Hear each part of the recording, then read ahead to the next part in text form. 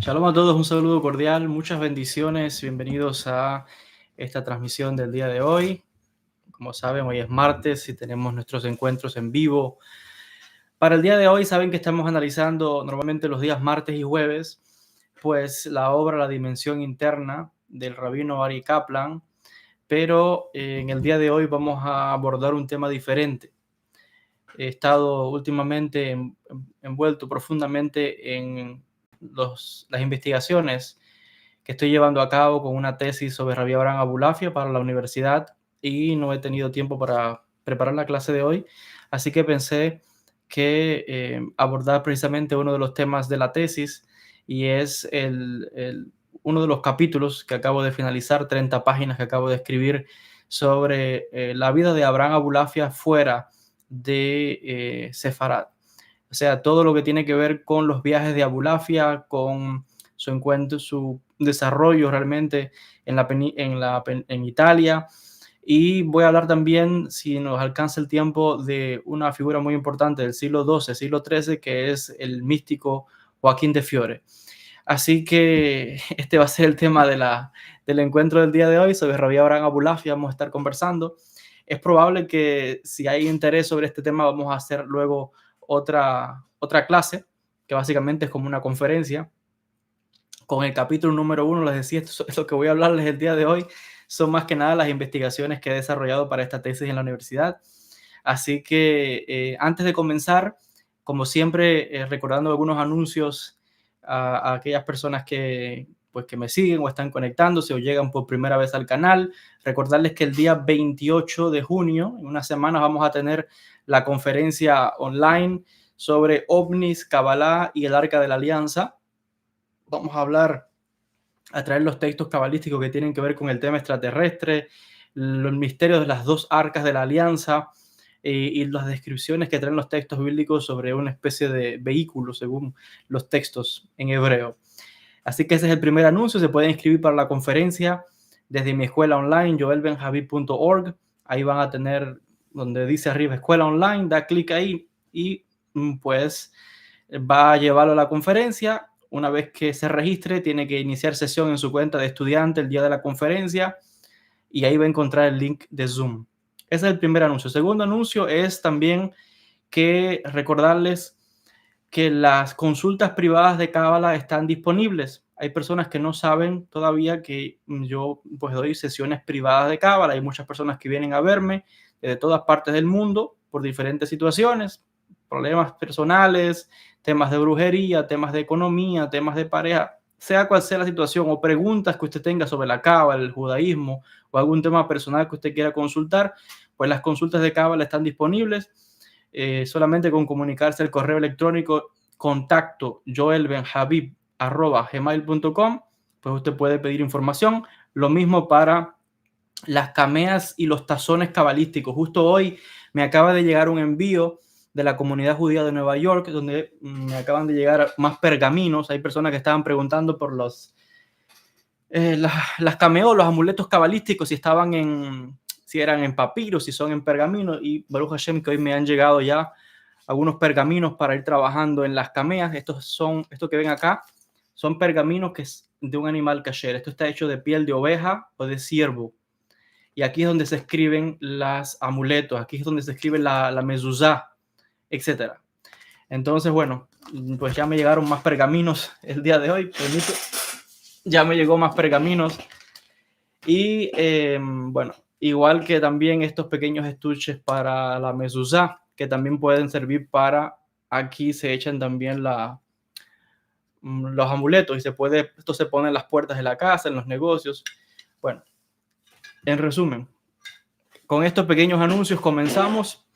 Voy a ver si puedo sacar de mi cabeza 30 páginas de memoria que acabo de escribir el día de hoy. Así que vamos a ver si mi memoria fotográfica funciona. Les decía que el tema que quiero abordar hoy es sobre Rabbi Abraham Abulafia, específicamente el momento que es a partir del año 1260, que es cuando él abandona España, específicamente Tudela, que es donde él creció, se desarrolló. Ustedes saben que Abulafia nació en el año 1240 en la ciudad de Zaragoza, que pertenecía al reino de Aragón, pero que desde pequeñito, pues la familia se mudó a la ciudad de Tudela, de Navarra, que es el reino que queda al lado de Aragón, y Abulafia creció en Tudela. Eventualmente, en 1258, su padre fallece y Abulafia se queda a cargo de su madre y sus dos hermanas. Pero, pues 2 años más tarde, tenemos que él decide marcharse en un viaje a la Tierra Santa. Según mis investigaciones, porque aquí yo voy en la conferencia que estoy dando, básicamente esto es una conferencia, voy a desmitificar muchas cosas que hablan de Abulafia. Yo cuando veo por ahí los videos que se publican y gente que habla de Abulafia, me doy cuenta que lo que hablan es repitiendo y veo disparates, errores históricos que me dejan claramente ver de que pues los que hablan de Abulafia pues no han estudiado en profundidad el tema. Y yo llevo 2 años estudiando a profundidad la obra de Abulafia y leyendo todo lo que se pueda haber escrito. Todavía no he completado todos los libros que puedan existir en el mundo, pero los voy a completar. Todos los libros que puedan escribirse en el mundo, esa es la meta que tengo sobre la figura de Abulafia, porque en eso me estoy especializando.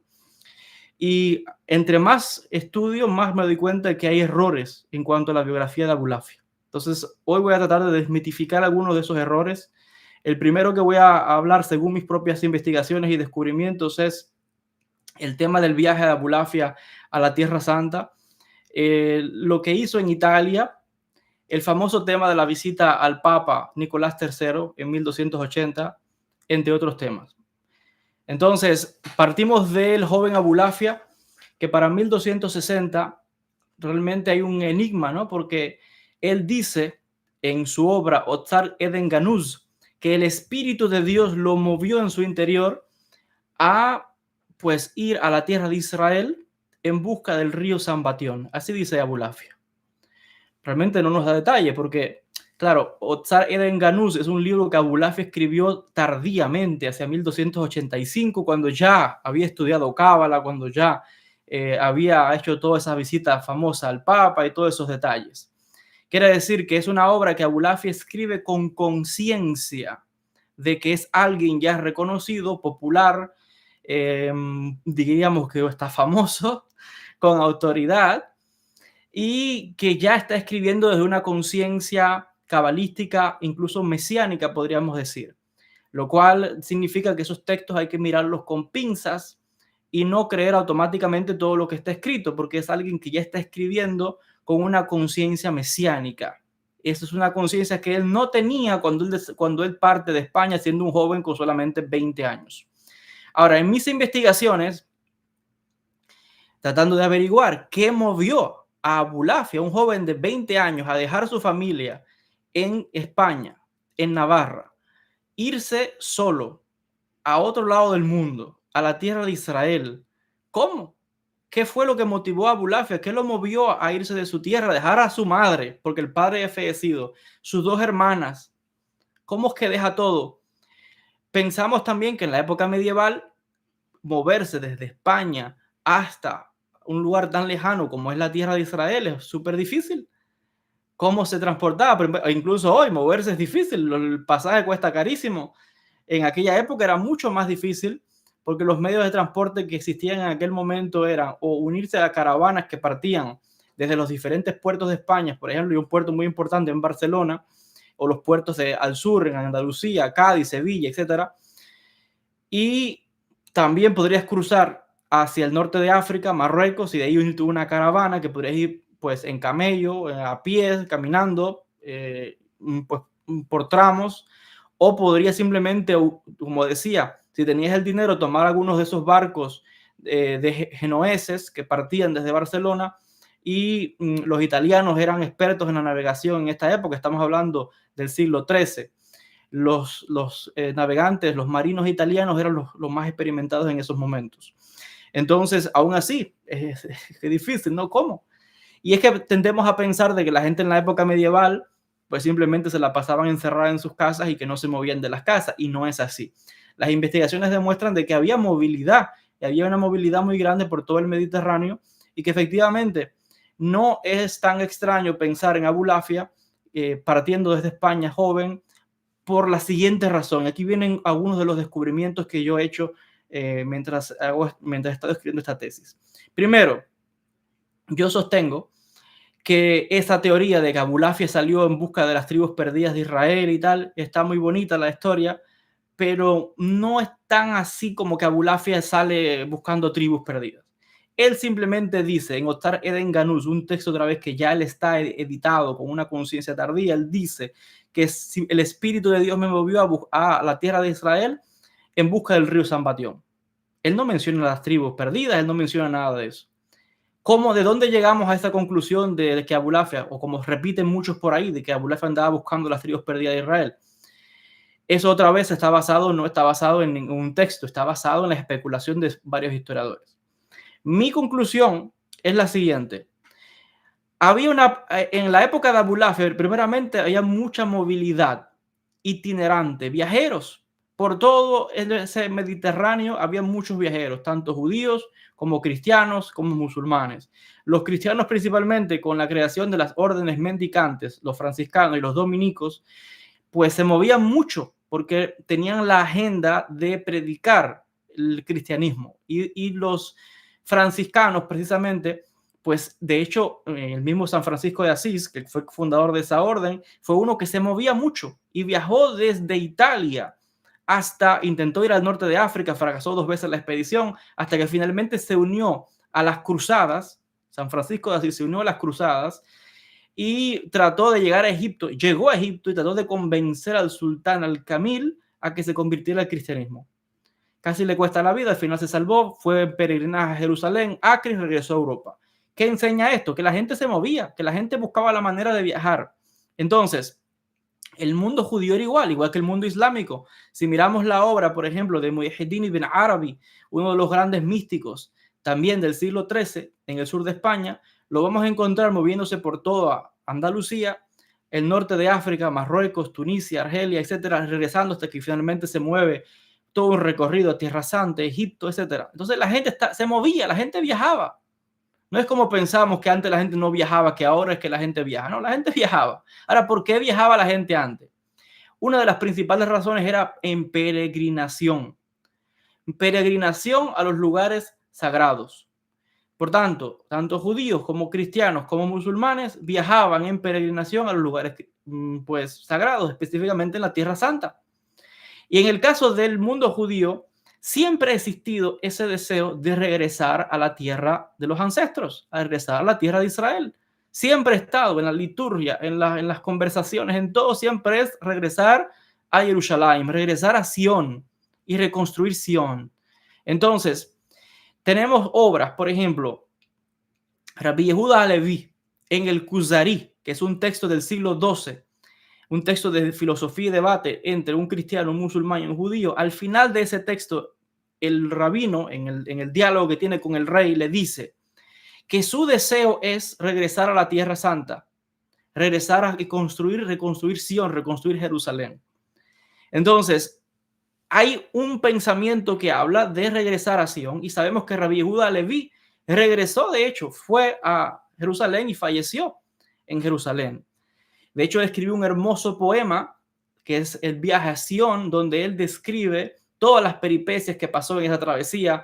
Él describe, por ejemplo, la tempestad que había en el mar, los peligros de los piratas con los que se encontraron en el mar, el miedo que había, el hambre y la sed que pasaba en el mar, pero dice que la fe lo sostenía.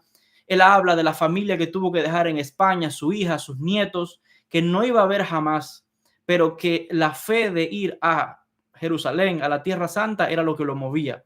Y esa fe, él sentía de que era pues su anhelo de su alma ir a la Tierra Santa. Entonces tenemos aquí un relato de peregrinación. Esto estamos hablando mucho antes de que Abulafia naciera. Tenemos que, como les decía, Abulafia se crió en Tudela. ¿Y quién más venía de Tudela? Para empezar, Tudela era un centro muy importante de una comunidad judía con varios eruditos, académicos, rabinos importantes, etcétera, que habían en Tudela. Pero de Tudela venía además uno de los viajeros judíos más importantes y probablemente el más importante de todos, o más famoso por lo menos, que es Benjamín de Tudela.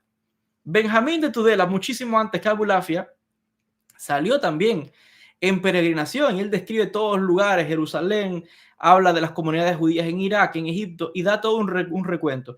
Y es Benjamín de Tudela, en su diario de viajes, donde él dice que cuando estaba en Persia, cerca del río Gozán, en Neizapur, se escuchaban rumores de que detrás de ese río Gozán había de las tribus de Israel que habían sido exiliadas en la época de Nabucodonosor, y que habla que ahí estaba la tribu de Dan, que estaba la tribu de Neftalí y que habían otras tribus, pero que ese río crecía y no las dejaba salir. Básicamente es la leyenda. Él nunca vio nada, él contó una leyenda que escuchó ahí. Cuando Benjamín de Tudela regresa y se escribe su diario, pues se hace muy famoso y surge la famosa leyenda de la búsqueda de las famosas 10 tribus perdidas, que ya sabemos, y eso es otro tema para hablar de esto, que no están perdidas nada, nunca se han perdido. Eso es otro tema: dónde están realmente las tribus, dónde estuvieron, si se quedaron, que ya eso se analiza por la historia. Entonces sucede de que Benjamín de Tudela, ya lo dice, era de la ciudad de Tudela donde Abulafia se crió. Así que Abulafia creció escuchando estos relatos de viajes en su propia comunidad. Y siendo un joven de 20 años, pues precisamente un peregrino más decide ir a la Tierra Santa. Ese es el motivo, según mis investigaciones, del por qué Abulafia decide con 20 años salir a peregrinación a la tierra de Israel. Él lo dice. Ahora, cuando Abulafia menciona el río San Batión, no dice Gozán, que es el río que menciona Tudela, lo cual nos muestra de que ya se habían desarrollado una serie de leyendas donde el nombre del río había cambiado de Gozán a San Batión, y que esta es una leyenda más que pues no tiene una base histórica, pero es así como se forman las leyendas. Yo escuché que alguien dijo que en tal lugar, que así, y así va corriendo la voz. Y ahora lo que se hablaba es de este río, y gente había escrito ciertas cosas, San Batión. Y de ahí quizás algunos investigadores sostienen de que Abulafia, bueno, fue a salir a buscar a las tribus perdidas. En mi opinión, y lo que yo he encontrado en las fuentes, no es eso. Abulafia no dice que fue a buscar ningún tribu perdida. A mi entender, Abulafia simplemente era un peregrino más, como todo judío que siempre quiso regresar a la tierra de Israel en peregrinación, y que muchos lo hicieron. Entre ellos Nachmanides, que falleció allí, Yehuda Leví, ya lo sabemos muchos. Entonces, cuando Abulafia pues llega a la ciudad de Acre, que está en el norte de Israel, también llamada Aco. Yo he estado en Acre y es una ciudad muy hermosa. Es un puerto, el puerto de Aco tiene más de 5.000 años de historia ininterrumpida desde la época de los fenicios, hasta el día de hoy funciona. Y por ahí fueron desembarcaron los cruzados, es donde Abulafia desembarca, porque ya habían ocurrido varias cruzadas antes a este momento. Estamos hablando del año 1260. Para esta fecha hacía alrededor de 5 a 7 años, creo, había finalizado la Quinta Cruzada, encabezada por el rey Luis IX de Francia.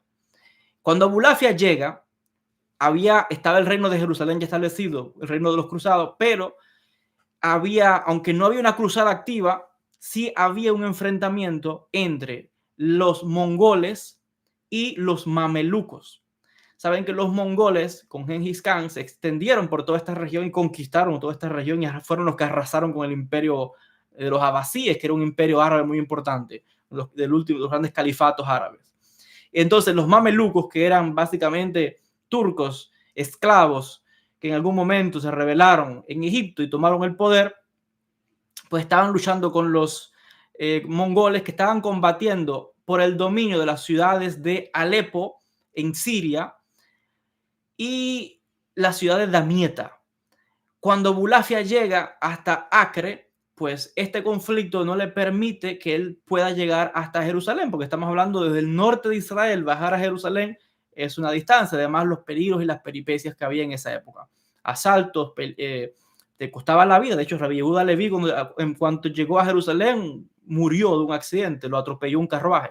Entonces, te podía costar la vida un viaje como este. Abulafia se percata de que no puede continuar en peregrinación a Jerusalén y por tanto decide regresar a Europa. Él se queda aproximadamente casi un año, unos meses, casi un año, y para 1262, final de 1261, principio de 1262, él regresa a Europa y regresa a través de Grecia. En Grecia, él pues no da muchos detalles de este primer momento. sí que sabemos de que cuando llega a Grecia él contrae matrimonio, se casa. Y lo curioso es que pues no duró mucho tiempo eso allí, porque en ese mismo año, dentro de ese mismo año, él escribe y dice que a través el Espíritu de Dios lo movió a buscar un lugar donde él pudiera estudiar Torah. Así dice, quería ir a un lugar donde él pudiera estudiar Torah. Y dice, el Espíritu de Dios me movió, me despedí de mi esposa y salí rumbo, en este caso, a Italia. Ahora, Abulafia ya para esta fecha tenía preparación, no es que él por primera vez va a estudiar Torah. Abulafia desde España, desde pequeño, como todo niño judío, pues tuvo una educación, primeramente de mano de su padre, que fue el que le enseñó pues de pequeño la Torah, le enseñó los 24 libros en general del Tanaj, de la Biblia hebrea. La comunidad, lo más probable es que pues a sus 13 años de bar mitzvah tuvo que haber memorizado su porción de la Torá y lo tienen que haber llamado varias veces a leer la Torá, por lo tanto ya sabía hebreo y sabemos de que pues tenía ya una formación, tenía unos ciertos conocimientos para cuando él parte con 20 años.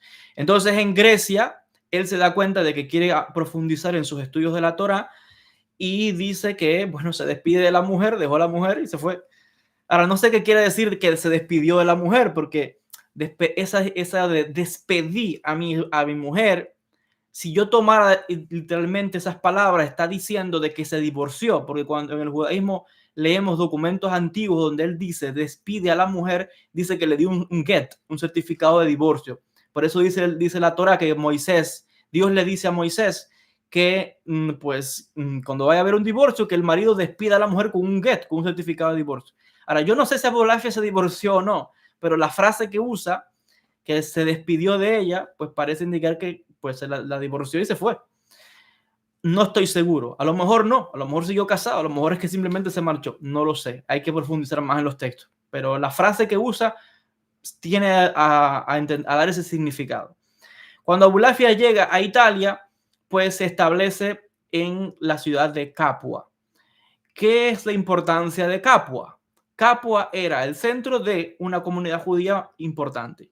Capua, según nos dice el mismo Abulafia, estaba a 5 días de camino de Roma y por tanto Roma era un centro muy importante. Es la sede del Vaticano, donde está el Papa, donde hay un gran desarrollo. Roma, la capital histórica del Imperio Romano, pues ahí era el centro de la literatura, de la filosofía, de las ciencias, del arte, del conocimiento, de los grandes intelectuales. El hecho de que Abulafia se estableciera en la ciudad de Capua, que está a 5 días de viaje de Roma, también nos dice de que Capua era una ciudad también muy importante, con una comunidad judía muy importante, donde por supuesto había diferentes sinagogas, había carnicerías, había mikve, todo lo que implica el funcionamiento de la sinagoga o de una comunidad judía. Además había filósofos judíos muy importantes y de hecho va a ser en Capua donde Abulafia pues se inicia en los estudios de filosofía. No solamente es que estudia Torah, sino que también estudia filosofía. ¿Con quién va a estudiar filosofía?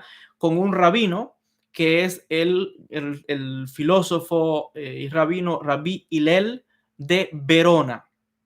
Hay que decir que para esa época Italia no era un país unificado, sino que Italia estaba dividido en diferentes estados feudales, con diferentes reinos independientes, como el reino de Florencia, Venecia, etc. Entonces, un punto muy importante acá es Sicilia. Sicilia es un centro clave, de hecho se convirtió en el bastión o la base de operaciones de Abulafia luego de su regreso de Barcelona, cuando eventualmente viaja de regreso a España. Entonces, ¿qué hace Abulafia en Capua? Muy importante, estudia filosofía, dice que se encontró un anciano sabio llamado Hillel de Verona y estudió filosofía con Hillel. Si alguien le pregunta quién es el maestro de Abulafia en filosofía, se llama Hillel de Verona y probablemente también compartió, estudió, tuvo otros compañeros de estudio allí, porque en el judaísmo nadie está aislado. Cuando estamos en la sinagoga, uno conversa con otras personas. Cuando yo estoy en la sinagoga, cuando estoy con mis amigos, hay más personas, hay más rabinos. Uno escucha conferencias, shiurim de otros rabinos. Uno está aprendiendo siempre. Era lo mismo en aquella época. Ahora, ¿por qué mencionar a Hillel de Verona? Hillel de Verona es un filósofo maimonidiano. ¿Y qué significa esto? Pues que es un defensor de la línea de Maimónides, porque el mundo judío estaba un poco fragmentado en esa época entre dos posiciones: los que se oponían al estudio de la filosofía y los que eran filósofos. Y dentro de este campo pues estaban los filósofos maimonidianos, o sea, que apoyaban la filosofía de Maimónides en la Guía de Perplejos o en el Guía de Perplejos, y los que se oponían a Maimónides. Esto es un tema que quizás lo voy a explicar si me decido dar quizás otra clase como esta, para hablar ya no de Abulafia partiendo de España, sino desde el momento del nacimiento a todo lo que pasaba en España en esa época, porque también es reconstruido toda la vida de las comunidades judías de Abulafia en el reino en la época esta del siglo XIII, en Aragón, en Navarra. He tenido que reconstruir todo lo que pasaba en ese momento para entender el mundo de Abulafia. Entonces, y también para explicar el debate en cuanto a la filosofía de Maimónides. Ahora, Hillel de Verona, además de ser un filósofo seguidor de la obra de Maimónides, además era un intelectual que tenía amistades con otros intelectuales cristianos. Y es que para esta época se estaba desarrollando, siglo XII, siglo XIII, en Italia, el Renacimiento. Y el Renacimiento es un periodo que abarcó varios siglos, donde pues había un deseo muy grande del conocimiento, de estudiar y de estudiar de otras culturas, de otras ciencias, de otras religiones. Había un fervor muy grande, y Hillel de Verona tuvo interés en la escolástica cristiana, que tiene que ver con estos pensadores que también eran de esa época. Tomás de Aquino, por ejemplo, que es el gran filósofo cristiano, un gran teólogo pues del pensamiento aristotélico. Entonces, Hillel de Verona tenía esa apertura de esos intelectuales que traspasaban, digamos, que el área de la religión para estudiar las ciencias, la filosofía, dejando de lado la religión que cada cual tuviese. Y estos puntos son muy importantes, porque según mis investigaciones, esto es lo que va a permitir que Abulafia luego, en algún momento de su vida, tenga la apertura suficiente para dialogar con monjes cristianos, con monjes franciscanos, por ejemplo, que tenga la apertura para ir a hablar con el Papa, por ejemplo, cuando se ha visto que un judío tiene que ir a ver al Papa. ¿Para qué? Y por tanto vemos en Abulafia una apertura de pensamiento que a mi entender viene de su maestro, que es Hillel de Verona. Ahora, Abulafia nos dice de que él estudió la Guía de los Perplejos y que encontró en ella un libro maravilloso. En su carta, Vezot li Yehudá, este es mi mensaje para Yehudá, una carta de defensa que envió a su amigo Rabbi Yehuda Salmón de Barcelona. Él dice que encontró grandes secretos en la Guía de Perplejos de Maimónides. ¿Por qué? Abulafia no es el primero que entiende que hay un secreto oculto en la Guía de los Perplejos. Abulafia dice que él lee y relee una y otra vez la Guía de Perplejos de Maimónides porque entiende que hay secretos ahí profundos, místicos, esotéricos. Y él descubre todo un caudal de interpretaciones místicas. Aquí estoy ahora, voy a desmitificar, que muchos cuando escuchan esto dicen, Abulafia, la Guía de Maimónides, que vio que era esotérica.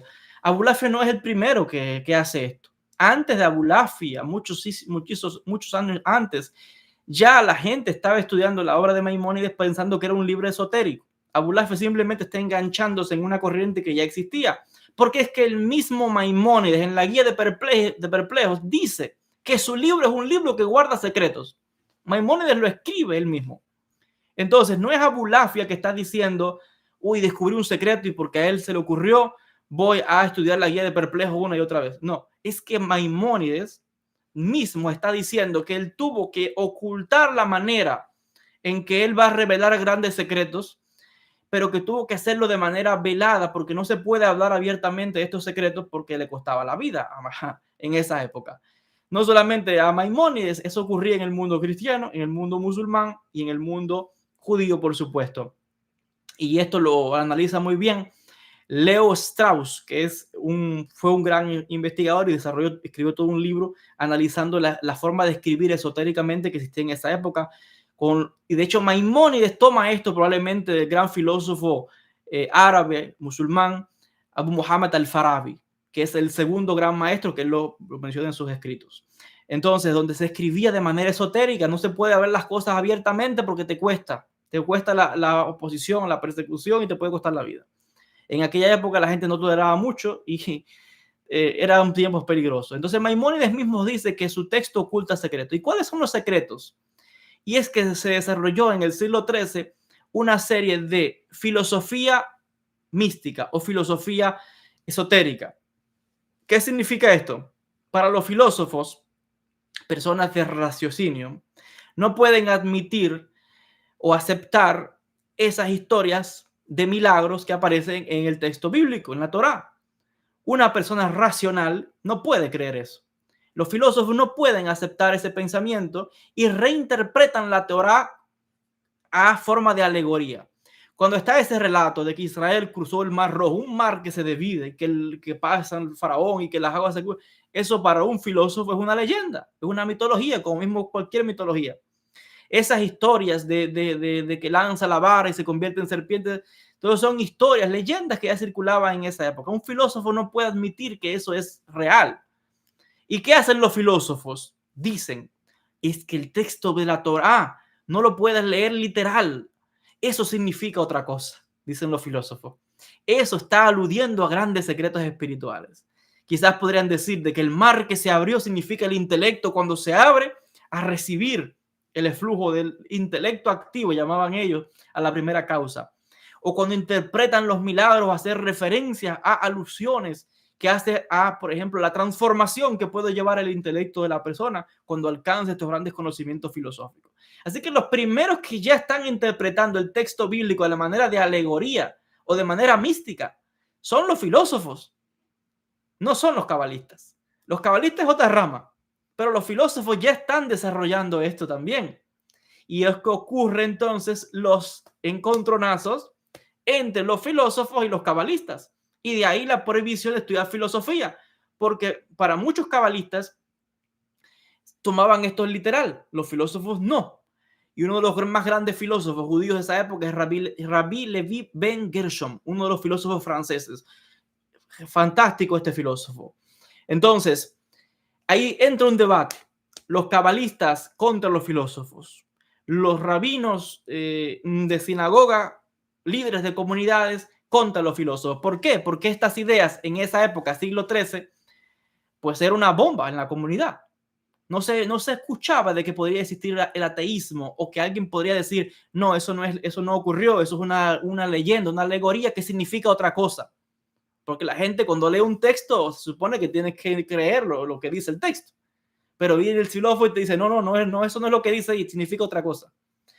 Entonces, eso crea una serie de conflictos y por eso es que se prohíbe el estudio de la filosofía por ciertas comunidades, no todas, porque en Italia eso no ocurrió realmente, solamente fue en Barcelona, que es donde estaban los grandes centros con Nachmanides y Shlomo Ben Adret, que eran ellos también cabalistas, para que vean, pero eran cabalistas rabinos, como la mayoría de todos los cabalistas de esa época eran todos rabinos, porque la cábala nada más estudiaba entre los que tenían conocimiento y el que tenía el tiempo para estudiar. Lo mismo hoy, me imagino, porque hay que tener mucho tiempo para estudiar la cábala. Entonces, tenemos que en Italia, Abulafia comienza a estudiar la guía de Maimónides porque ya Maimónides habla que es un texto esotérico. Aparte de que pues se habla de los grandes secretos del Masé Bereshit, del Masé Merkabah, aunque Maimónides él mismo deja entrever de que hay mucho más que él sabe y que no lo va a escribir, porque hay cosas que solamente se pueden comunicar de manera oral. Así lo dice textualmente en la guía, el guía de perplejos. Entonces, esa obra, de hecho, él la escribe para aquellos que habían estudiado filosofía y que todavía estaban perplejos ante esas historias bíblicas. Y él explica por eso muchos conceptos del lenguaje, etc. Y de ahí es donde Abulafia saca todo. La teoría del lenguaje, todos esos temas que Abulafia desarrolla vienen de Maimónides. Entonces tenemos que Abulafia pues va a estudiar filosofía. Allí también va a tener diferentes maestros, discípulos, estudiantes. Él dice que en Capua tuve 4 discípulos. Se decepcionó de ellos porque dice que tenían ideas muy extrañas, tenían ideas muy extrañas. Tuvo también 4 discípulos en Agrópoli, que es una ciudad también italiana cerca, y lo mismo dice que eran jóvenes estúpidos e inexpertos, dice Abulafia. Son jóvenes que son estúpidos e inexpertos y no entienden nada, decía él. Él lo que enseñaba era la guía. Recordemos que para esta época Abulafia no era cabalista todavía. Él no sabía nada de cábala. Todo lo que enseñaba era la filosofía de la guía de manera esotérica. Entonces, dice que luego tuvo 2 discípulos en Roma, pero eran ancianos y murieron. Y habla de ahí que habla de manera bien de ellos. De hecho, son los únicos que mencionan los nombres, que dice que uno se llamaba Rabbi Sedequiá Ben Shealtiel y Rabbi Shaya. era el nombre del otro. Eran ancianos y de hecho son personas importantes de la comunidad judía de Roma, estos dos rabinos que él menciona. Luego de esto, pues encontramos que Abulafia va a estar desde 1262 hasta finales de 1266, que es donde él se traslada de vuelta a España. Claro, decir España no es correcto porque no existía España. Es la península ibérica que está dividida en muchos reinos: el reino de Aragón, el reino de Navarra, el reino de Castilla, está Andaluz en el sur, etc. Entonces, Abulafia, ¿a dónde va? Pues va a Castilla, va a la ciudad de Burgos. Es muy interesante, él no regresa a Tudela. ¿Por qué no regresó a Tudela? ¿Dónde estaba la madre? ¿Dónde estaban las hermanas? A lo mejor regresó, pero él no lo menciona. Él dice en sus libros que él regresó a Burgos, en Castilla. Burgos es una ciudad en Castilla. Y luego de esto habla de que hace una serie de recorridos. Él estuvo viviendo varios años, 4 o 5 años creo. Burgos, Medinaceli, habla de algunos de los estudiantes que tuvo allí, Rabbi Shem Tov, Ibn Shem Tov, por ejemplo. Menciona que en Medinaceli tuvo el discípulo que según él era el más brillante de todos los que tuvo, que fue Rabbi Yosef de Jicatilla, y dice: la mano de Dios está con él y él va a ser grande en el futuro, así dice Abulafia. Luego de este tiempo que pasa por Castilla, pues él decide ir a Barcelona y se instala en Barcelona hacia el año 1270-71. Está en Barcelona. Y pues en Barcelona yo me imagino que él fue a Barcelona porque es que en Barcelona primeramente era la capital del reino de Aragón. Barcelona era el centro más importante del estudio de la Cábala, junto con la ciudad de Girona. Y además, no solamente el estudio de la Cábala, era la capital administrativa, donde estaba el rey, donde estaba todo, esa es la capital. Pues estaban también las grandes autoridades de España más importantes en ese momento. Hay que recordar que el rabino más importante que había ahí ahora es Rabbi Shlomo Ben Adret, que era otro cabalista, pero de otra rama de Cábala, porque la Cábala no está unificada, como hoy tampoco está unificada. Hay muchas escuelas y están muchas veces entroncadas unas con otras hasta el día de hoy. Entonces, pues Rabbi Shlomo Ben Adret, que era un cabalista, pero además es rabino de su comunidad, y era en este momento el rabino más importante, porque ya Nachmanides no estaba. Para el año 1263 tuvo lugar la famosa disputa de Barcelona, donde el rey Jaime I de Aragón convoca un debate entre Pablo Cristiani, un ex judío que se había convertido al cristianismo y se había hecho monje dominico o dominicano, que había estudiado con Raimundo de Peñaforte, que era un dominico confesor del rey y terriblemente perseguidor de judíos, donde entraban a las sinagogas y a la fuerza obligaban a los judíos a escuchar los sermones que predicaban estos monjes los sábados, y no podía nadie hacer nada porque estaban ellos apoyados por el rey y por la iglesia. Y sucede de que, bueno, se arma todo un debate donde van a debatir el tema de si el Mesías vino o no, si Jesús es el Mesías, que es la creencia judía. Bueno, la famosa disputa de Barcelona, que ya sabemos que la ganó Nachmanides, pero eso le costó que tuvo que irse al exilio porque los católicos lo querían matar, los dominicos, perdón. Entonces, tuvo que irse al exilio. El punto es que cuando Abulafia regresa, ya Nachmanides, que era el gran rabino, no estaba. Y quien ahora es el rabino principal, pues su discípulo estrella, brillante, que es Rabbi Shlomo Ben Adret, otro cabalista. Entonces, Abulafia va a estar allí quizás estuvo 1 año, 2 años, no más que eso, porque para 1271, 1272, él se va allá de Barcelona, porque él tiene un llamado, una visión que él recibe. Antes de llegar ahí hay que decir qué fue lo que hizo en Barcelona, con quien estudió Abulafia, Cábala, porque es aquí donde estudia Cábala. No era cabalista todavía. Y no es lo mismo estudiar filosofía mística o esotérica que la Kabbalah. Ahora, lo que Abulafia estudia es el Sefer Yetzirah. Y él escribe en la carta Bezot li Yehuda, este es mi mensaje para Yehuda. Abulafia dice: yo estudié el Sefer Yetzirah con 12 de sus comentarios. Escuchen eso. Estudió un libro y además estudió 12 comentarios al mismo libro. Imagínense cuánto profundizó Abulafia en esa obra, Sefer Yetzirah, al punto tal que el Sefer Yetzirah se convierte en el texto clave del pensamiento de Abulafia.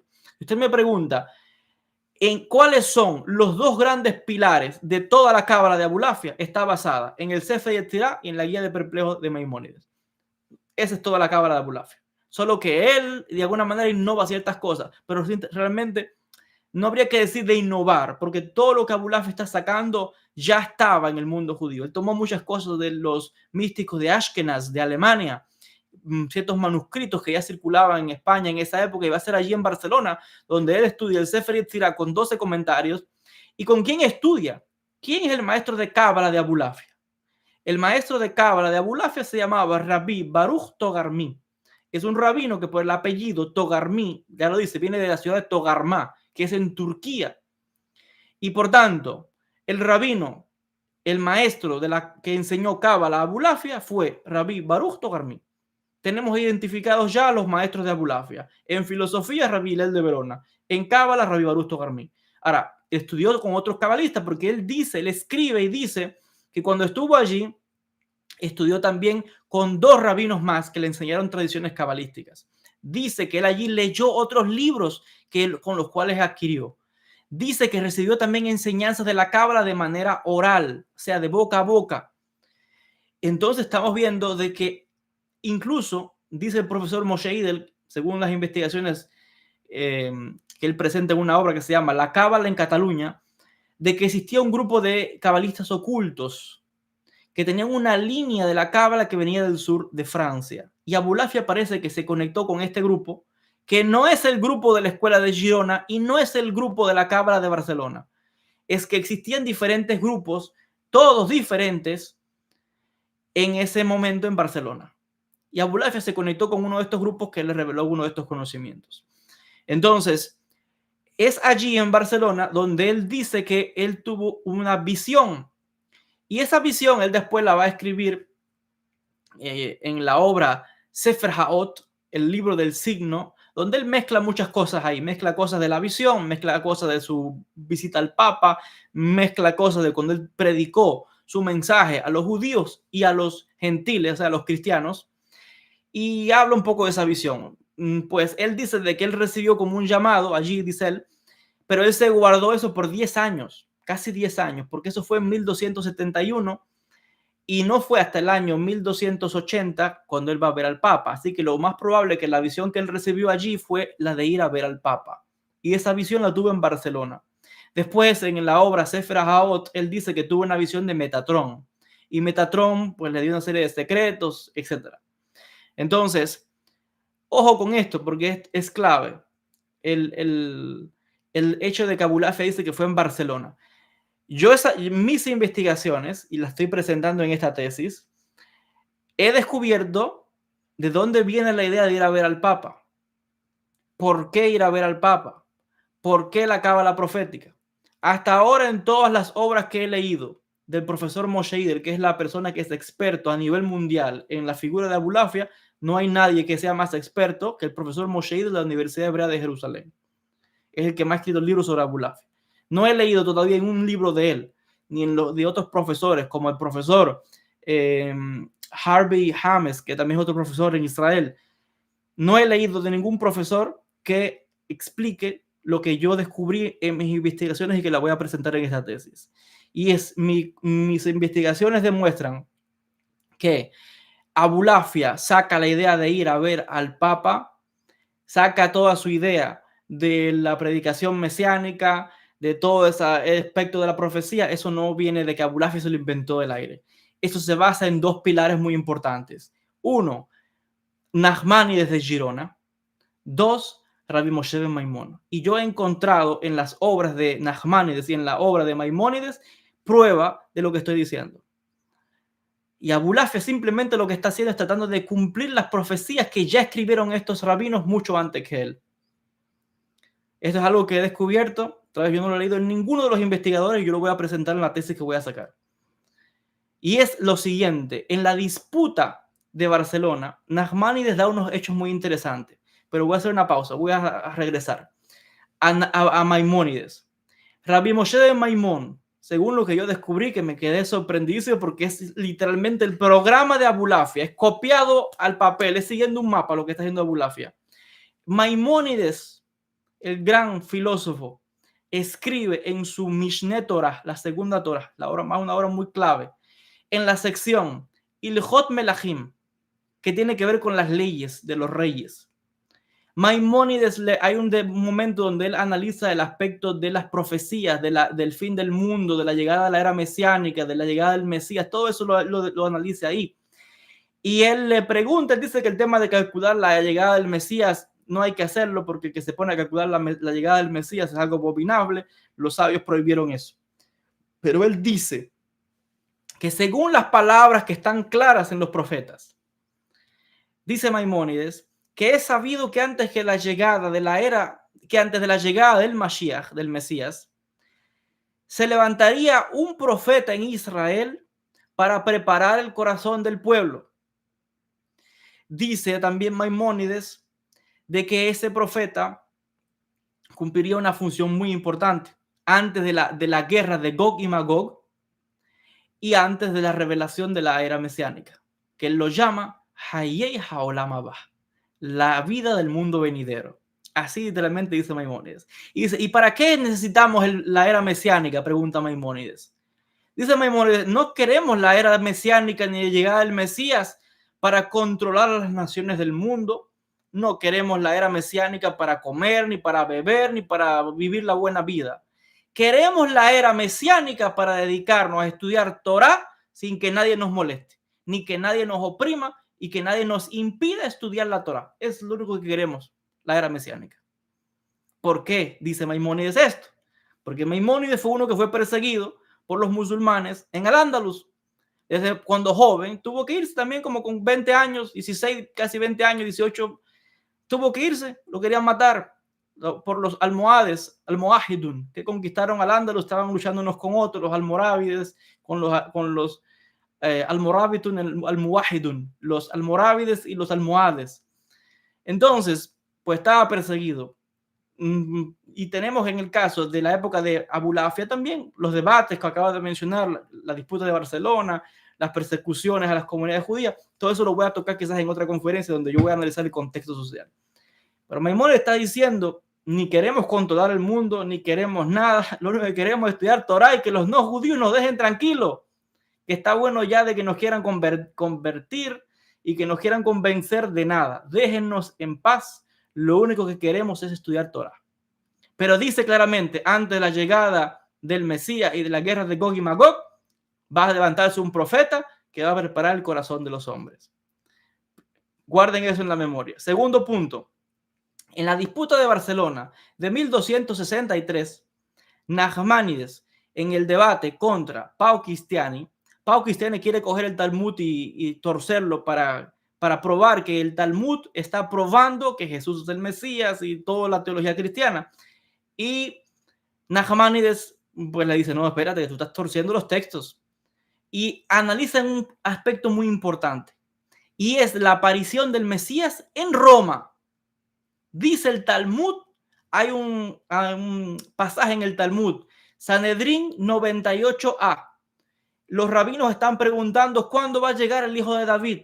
Y los rabinos traen debates y unos dicen llegará cuando deje de haber odio en el mundo, llegará cuando... Dan muchos ejemplos. Pero uno de ellos, Rabbi Yehuda ben Levi, dice, le pregunta al profeta Elías o Naví, ¿cuándo llegará el Mashiach?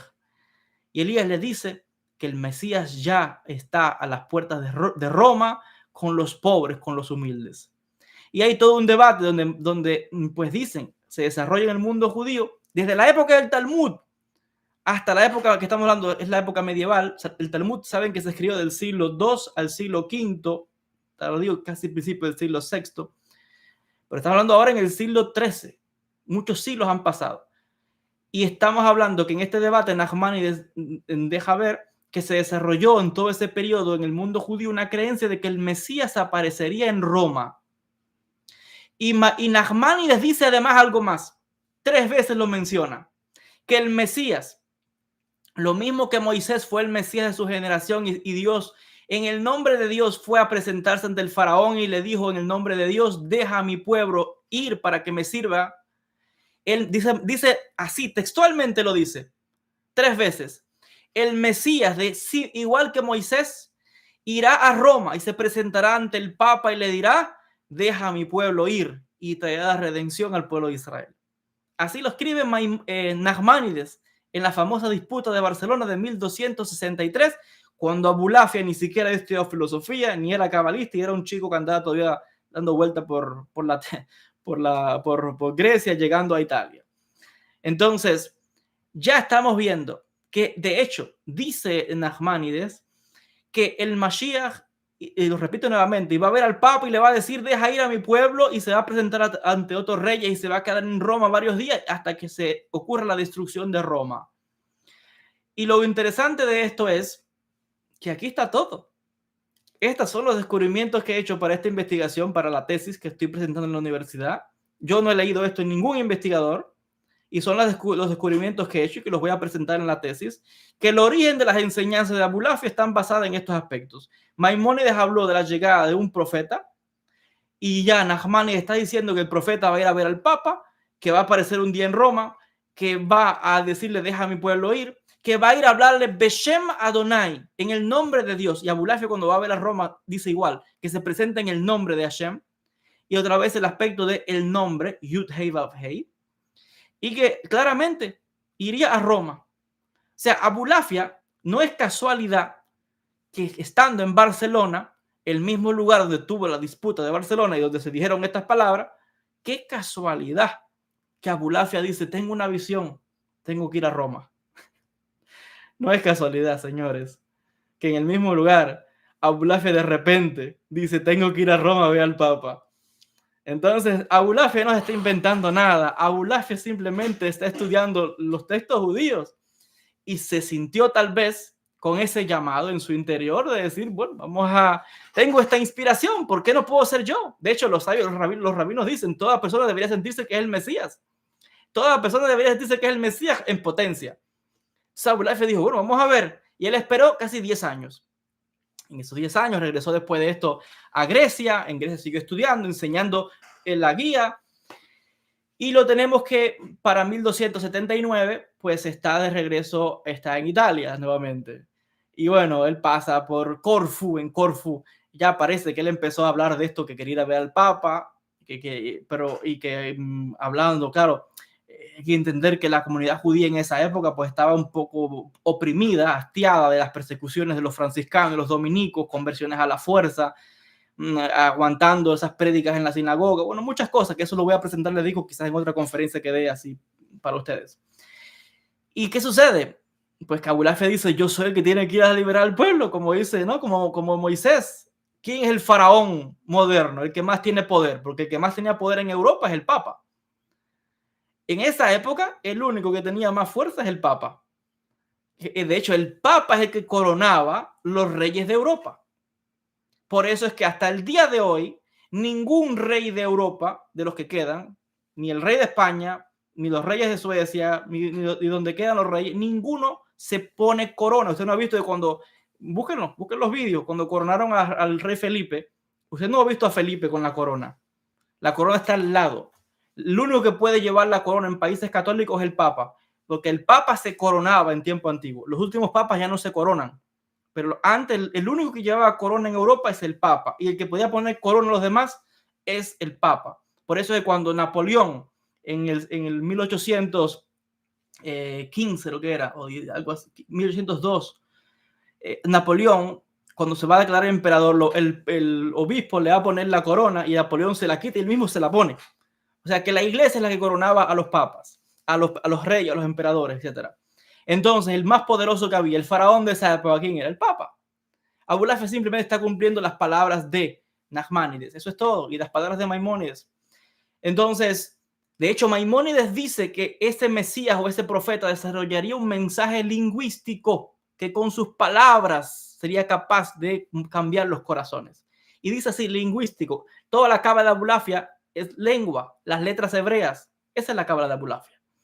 Entonces, pues sencillamente, él habla que va a ir a ver a Roma. La gente le da miedo. A algunos judíos le da miedo porque tú te metes con la iglesia y en esa época te costaba. Las comunidades judías, es que los judíos vivían en Aljamas. En España, los judíos vivían en Aljamas. Aljamas, por eso digo, Tengo que explicar eso en otra conferencia, reconstruir la vida de los judíos en España. Las aljamas eran centros, no eran guetos porque estaban abiertos, pero eran lugares donde estaban los judíos agrupados. Tenían que someterse a ciertas leyes, a ciertas cosas bajo la jurisdicción del rey. Eran servirreyes, eran propiedad al servicio del rey. Entonces, un problema con la iglesia, pues asustaba a las comunidades. Y lo detienen, algunos judíos lo ponen como, no lo dejan marcharse por algunos días en Corfú. Después lo liberan y él sigue a Roma. Ahora, ¿iba a ver al Papa por quién? ¿Porque él quería ver al Papa? No, tú no vas a ver al Papa porque quieres. Tienes que tener una audiencia. Si el Papa quiere recibirte en audiencia, pues te recibe. Y si no quiere, no te ve. Entonces Abulaf iba a ver si cogía una audiencia con el Papa. Ya sabemos que él parece que iba haciendo alardes o ruido porque estaba muy convencido de su misión y de hecho él después recapacitó. Voy a contarles eso ahora. Abulaf se arrepintió de esto. Y él, bueno, pues parece que llegó a los oídos del Papa que había un judío que quería hablar con él. Entonces el Papa dijo, pues yo no quiero hablar con nadie. Dice, si llega ese loco, cojan, dice, preparen una hoguera para cuando llegue, lo apresen y lo quemen vivo en la hoguera. Dice Abulafia que él escucha que pues querían hacerle eso, ¿no? Querían matarlo. Pero sin embargo esto no lo detiene. Entonces, claro, aquí viene la parte que no sabemos si es real o es que él después de los acontecimientos pues adorna la historia. Porque claro, todo esto lo escribió después de los acontecimientos. Él no andaba con una libreta anotando. Las cosas iban pasando como en la vida, según el día a día. Pero después se sentó y reflexionó y escribió las cosas de una forma. Entonces, no sabía Abulafia que el Papa iba a morir. Abulafia simplemente quería comunicar un mensaje porque otra vez todo se entendía de que, así lo decía Maimónides, el Mesías tiene que ir a ver al Papa. Ahora, ¿qué es lo que le quería decir al Papa Abulafia? Otra leyenda que anda por ahí dando vueltas es que Abulafia quería convertir al Papa al judaísmo. Eso es falso. En ningún momento está en ninguno de los documentos que Abulafia quería convertir al Papa a nada. Es un disparate. No sé de dónde se inventan esas cosas. Simplemente Abulafia lo que escribe es que él quería hablar, presentarse, hablar con el Papa en nombre del judaísmo. Es lo único que dice. No dice en ningún lugar que quería convertir al Papa al judaísmo. Él dice que él quería hablar en nombre del judaísmo, no que quería convertirlo a nada. Y hay diferentes autores, historiadores que debaten esto, ¿no? Y han analizado esto. Ya les decía, el profesor Harvey de una universidad en Israel, el profesor Moshe Idel trae otra teoría, el profesor Yosef Dan trae otra teoría. Básicamente, la opinión del profesor Moshe Idel es que Abulafia simplemente quería presentar su sistema cabalístico porque Abulafia entendía de que había que llegar un momento en que los judíos y los cristianos se iban a unir. Y claro, eso es para explicar también qué es la visión que tenía Abulafia del cristianismo. Ese es otro tema, pero es un tema caliente, ¿no? Quizás no deba hablarlo por aquí, porque no le va a gustar a mucha gente lo que Abulafia pensaba. Pero bueno, el punto es que el profesor Moshe piensa que Abulafia lo que quería era hablar sobre su sistema místico, pero no para convencerlo, sino simplemente porque entendía de que debía dar ese mensaje, porque dice Abulafia en la obra Sefer Haot que Dios, Yud Hei Vav Hei, le ordenó que fuese a predicar a los judíos circuncidados y a los gentiles incircuncisos. Así dice Abulafia. O sea, ¿quiénes son los gentiles incircuncisos donde él vivía? Los cristianos, porque él vivía en Europa. Entonces, simplemente él va a llevar el mensaje al Papa y otra vez cumpliendo lo que ya decían los textos o la creencia judía de ese momento, de que había que ir a la Roma a ver al Papa para liberar al pueblo, redimir al pueblo como Moisés hizo, pero no convertir al Papa a nada. Y de hecho, otra vez, todo esto queda en la especulación porque no sabemos realmente. Los textos no lo dicen qué es lo que él quería hablar, eso queda en la especulación. Quizás lo que quería era hablarle de su visión integradora, de esa unión, porque Abulafia en algún momento en uno de sus libros, él dice que aunque los cristianos están equivocados, de alguna manera, siguiendo la opinión de Maimónides, él entiende de que de alguna manera tienen como un entendimiento de lo que es el monoteísmo. no del todo bien, pero algo tienen. Pero cuando se les revela el verdadero conocimiento que debía revelarse, que es este conocimiento cabalístico, ellos iban a entender, y Abulafia le dice a los cristianos: vengan porque ustedes también son parte de Israel. Así dice Abulafia: vengan porque ustedes también son parte de Israel. Y él supuestamente le iba a aclarar todas las creencias cristianas que para él, según él, no estaban bien. Iba a haber esa unidad entre judíos y cristianos, es lo que entiende Abulafia. Y esa es la era mesiánica, tal vez para Abulafia, la unión de los judíos y cristianos. Ahora, otra vez, lo que quería hablar con el Papa queda a la especulación, no lo sabemos, no está en los textos. Pero de que quería convertir el judaísmo, eso no tiene sentido, y las fuentes no dicen eso. Lo otro es otra vez que simplemente está cumpliendo, quizás tal vez iba a hablarle al Papa para intervenir por la comunidad judía, para aliviar quizás un poco la situación de las comunidades judías, que estaba difícil. Eso sí puede también ser, porque eso se hizo antes y continuó ocurriendo, que había embajadores judíos que pedían audiencias para interceder por sus comunidades, para que el Papa les ayudase y aflojase un poco a los dominicos y a los franciscanos que estaban pues ferozmente en campañas de predicación con los judíos. Entonces, no lo sabemos. No sabemos realmente qué es lo que Abulafia quería presentar, pero más que nada tal vez era su visión mística integradora de una cábala espiritual, donde él entendía de que pues es un mensaje unificador lo que él lleva, ¿no? Claro, Abulafia comenta de que cuando va pues llegando, no a Roma, porque el Papa no estaba en Roma, eso es otra mitología, de que Abulafia fue a Roma a ver al Papa. Sí, pero Abulafia se enteró que el Papa no estaba en Roma, estaba a 2 días de Roma en su palacio de verano, que es en una ciudad que se llama Soriano. Abulafia entonces se va a Soriano, o sea, no fue en Roma, fíjense. Ese es otro desconocimiento por ahí. Soriano es la ciudad. Y dice que cuando va llegando, pues primero él cuenta de que aquí hay un poco como una confusión, porque no sabemos si él lo ponen en prisión antes y después él sale, o primero, que quizás es lo más coherente, creo que es lo que dicen los textos, de que él escucha, así él lo escribe en su obra Sefer Haot, que él escucha de que lo quieren matar, pero eso no lo detiene. Y es cuando él escribe: y yo, Sejar Yahú, porque él no se pone el nombre de él. Cuando él escribe, él se pone diferentes seudónimos y él usa el seudónimo de Sejar Yahú. Sejar Yahú es la unión del nombre Sejaria o Zacarías y la terminación en Yahú, que está el nombre de Dios, Yud Hei Vav, está ahí. Entonces, Sejar Yahú o Sejar Yahú en gematria tiene el mismo valor numérico que el nombre Abraham. Entonces él está usando como un seudónimo, pero el que sabe gematria sabe que lo que dice ahí es Abraham, está hablando de él. Y dice que cuando se enteró de que el Papa, él no dice que es el Papa, él dice que iba a ir a Roma a ver a ese malvado, dice ese villano, ese malvado iba a verlo a Roma, que estaba bajo la influencia de los demonios.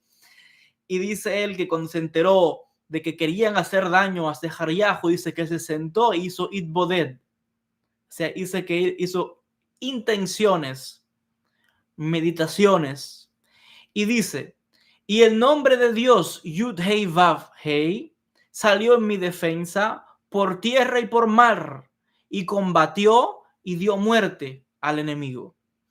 Entonces él está y dice: y yo lo maté con el poder del nombre que salió como una espada de mi boca. Así dice Abulafia.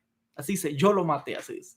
Pero claro, Abulafia está escribiendo esto después que pasaron los hechos. Abulafia no sabía qué es lo que iba a pasar. Y claro, esto pues para él fue una confirmación de que es una persona mesiánica, porque cuando él llega a Soriano, sale un mensajero al encuentro y le dice que el Papa había fallecido la noche antes.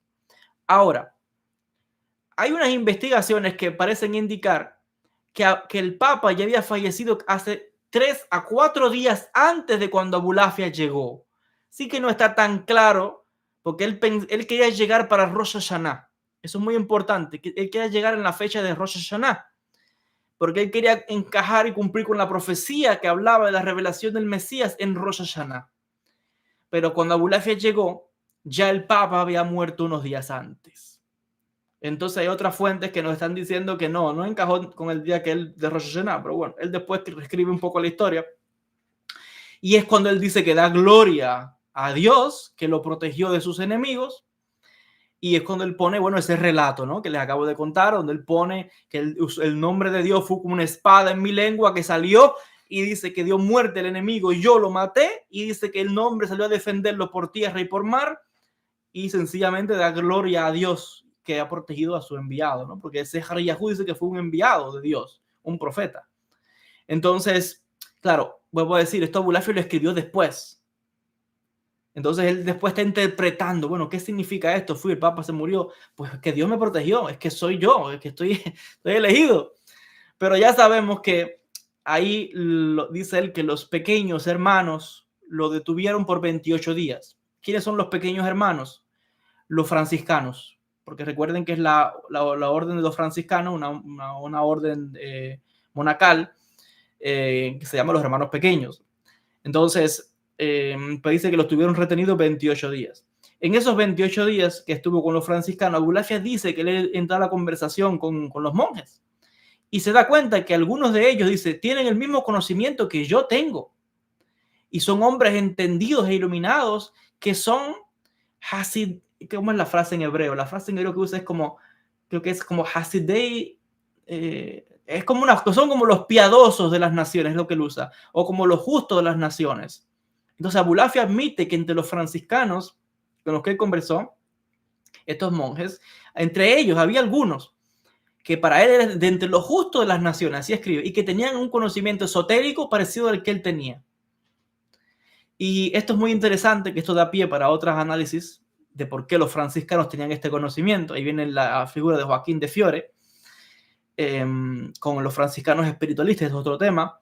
Pero el hecho es que Abulafia después se marcha de Roma, él se marcha a Sicilia, y Sicilia se convierte en el centro más importante donde Abulafia empieza a escribir sus libros proféticos.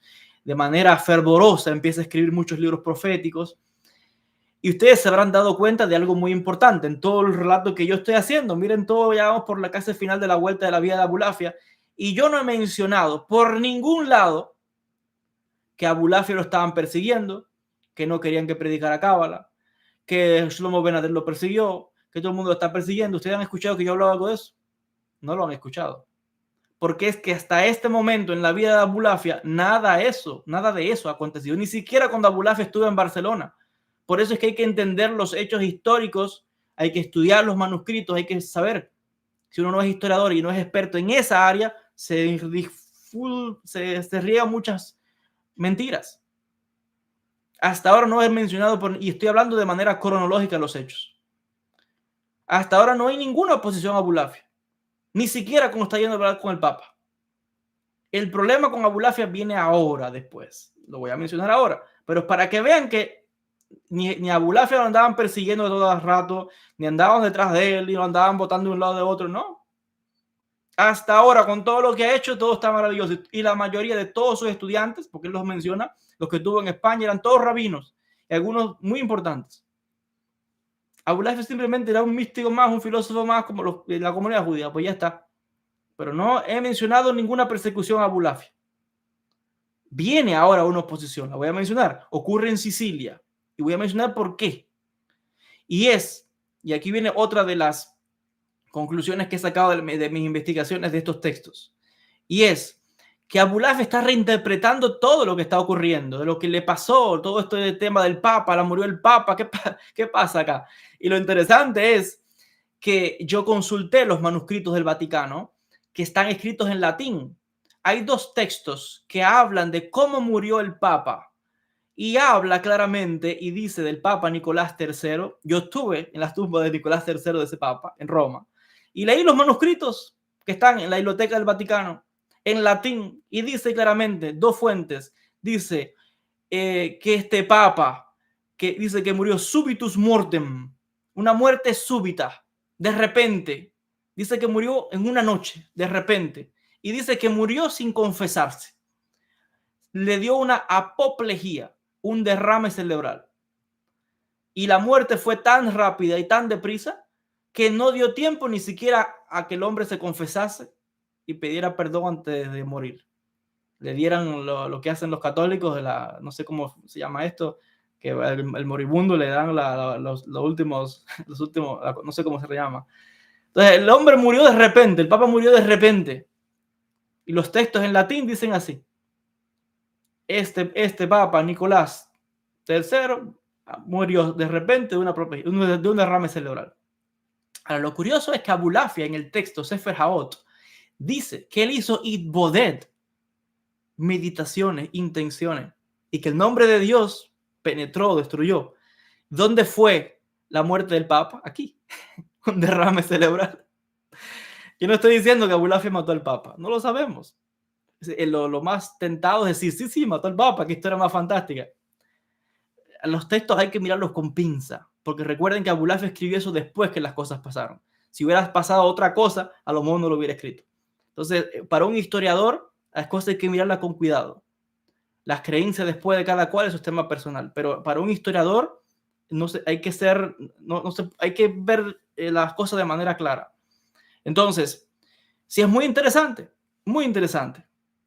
todos estos hechos. Pero otra vez, Abulafia escribe todo después, está reinterpretando los hechos. Y lo escribió mucho después.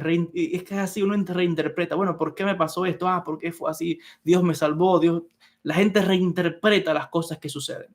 Y para este momento, Abulafia tenía una conciencia muy clara de un mesianismo donde él se está atrayendo discípulos, personas a su círculo más cercano, donde él sabe que ya es alguien que está llamando la atención. Primeramente, Abulafia no es un loco, porque hay gente que hay personas que creen por ahí que Abulafia era un loco con los pelos erizados que andaba predicando y saltando y desafiando a los rabinos y desafiando a las comunidades, y yo predicaré la cábala.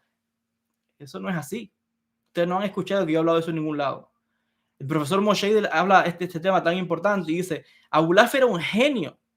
Primeramente, ningún rabino, es que no hay que ser rabino. El mundo judío, el que es judío que me está viendo sabe lo que estoy diciendo. Que usted tiene que saber de verdad, porque usted, en las comunidades judías nos pinchamos unos a otros a ver si de verdad que usted sabe o no sabe. Y usted, a uno que no sabe, si usted no sabe, no engaña a nadie. Entonces, cuando vemos que Abulafia, todos sus discípulos eran todos rabinos, no, Abulafia no menciona que tuvo ningún discípulo que no fuese rabino. No menciona que andaba predicando a cualquiera en la calle. No. De hecho, Abulafia dice, este conocimiento no se le puede dar a todo el mundo. Al vulgo no, decía Abulafia. Y cuando miramos sus textos, todos los discípulos de Abulafia eran rabinos. No tenía discípulos que no fuesen rabinos. Pero lo curioso de esto es que ningún rabino, que además muchos eran maestros de la Torá, de Alajá, líderes de comunidades muy importantes, ningún rabino va a estudiar con una persona que es un loco. Un rabino que se entiende que tiene ya muchos conocimientos y más en esa época, va a aceptar estudiar con Abulafia si ven que Abulafia tiene algo que enseñarles a ellos. Sabe más que ellos. Entonces, el hecho de que Abulafia tuviera entre sus discípulos que todos eran rabinos, te dice que Abulafia era un genio y que sabía de verdad de Torá, de Alajá, de ley. Y él lo escribe en la carta, Besot de Yehudá. Él habla de todos los libros que él estudió de filosofía. Era médico. Él sabía de astronomía, sabía de matemáticas. O sea, era una persona con unos conocimientos. Él sabía de la Torá, de la Alajá, de la Gemara, del Talmud, del Midrash, de la Gadá, de filosofía. Estudió las obras de Averroes, el gran filósofo islámico. O sea, tenía unos conocimientos increíbles, de memoria. Era una enciclopedia. Entonces, todos los que él tenía alrededor de él eran también de la élite. Imagínate que usted sea un maestro y que todos sus estudiantes todos sean rabinos entre sus estudiantes. Un rabino que da clases a rabinos. Se entiende que es una persona con unos conocimientos increíbles. Entonces, Abulafia no es un loco que anda predicándole a cualquiera por aquí y por allá. No.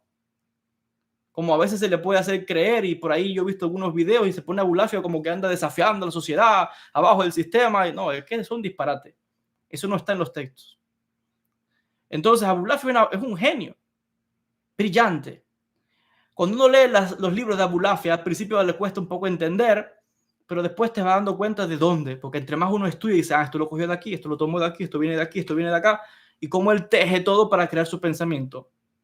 Habla de Aristóteles, sabía mucho. Entonces estamos viendo otra vez que para esta época ya Abulafia tiene una conciencia de que él era alguien pues, reconocido, muy importante, y él se establece en Sicilia. Y en Sicilia, las dos ciudades más importantes, bueno, había tres ciudades muy importantes en Sicilia, que es Palermo, Siracusa y Mesina. Son las 3 ciudades más importantes de Sicilia históricamente, desde la época del rey Federico II. Hay que recordar que Sicilia estaba bajo el rey Tancredo I, que era uno de los grandes de la época de las cruzadas, y que hubo un cartógrafo musulmán, al-Idrisi, que escribió una obra que se llama el libro de Roger o de Federico, donde él hace todo un mapa de Sicilia y cuenta toda la importancia de las diferentes ciudades y menciona Palermo, Siracusa y Messina. Abulafia se establece principalmente en estas 2 ciudades, en Palermo y en Messina, principalmente en Messina.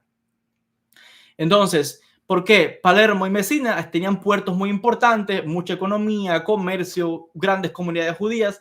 De hecho, la comunidad judía de Sicilia rondaba aproximadamente, les voy a decir, entre los 30 a 35.000 judíos había en Sicilia, y de 30 a 35.000 judíos completo había en la península, en Italia, para que vean que la cantidad de judíos en Sicilia, siendo una isla pequeñita, era casi la misma que los judíos que viven en Italia. Sicilia era clave, porque Sicilia hasta el día de hoy está localizada de una forma estratégica en el Mediterráneo, que está cerca, pues está entre Europa, África, el Medio Oriente. Entonces es un sitio de confluencia donde convergen muchos viajeros.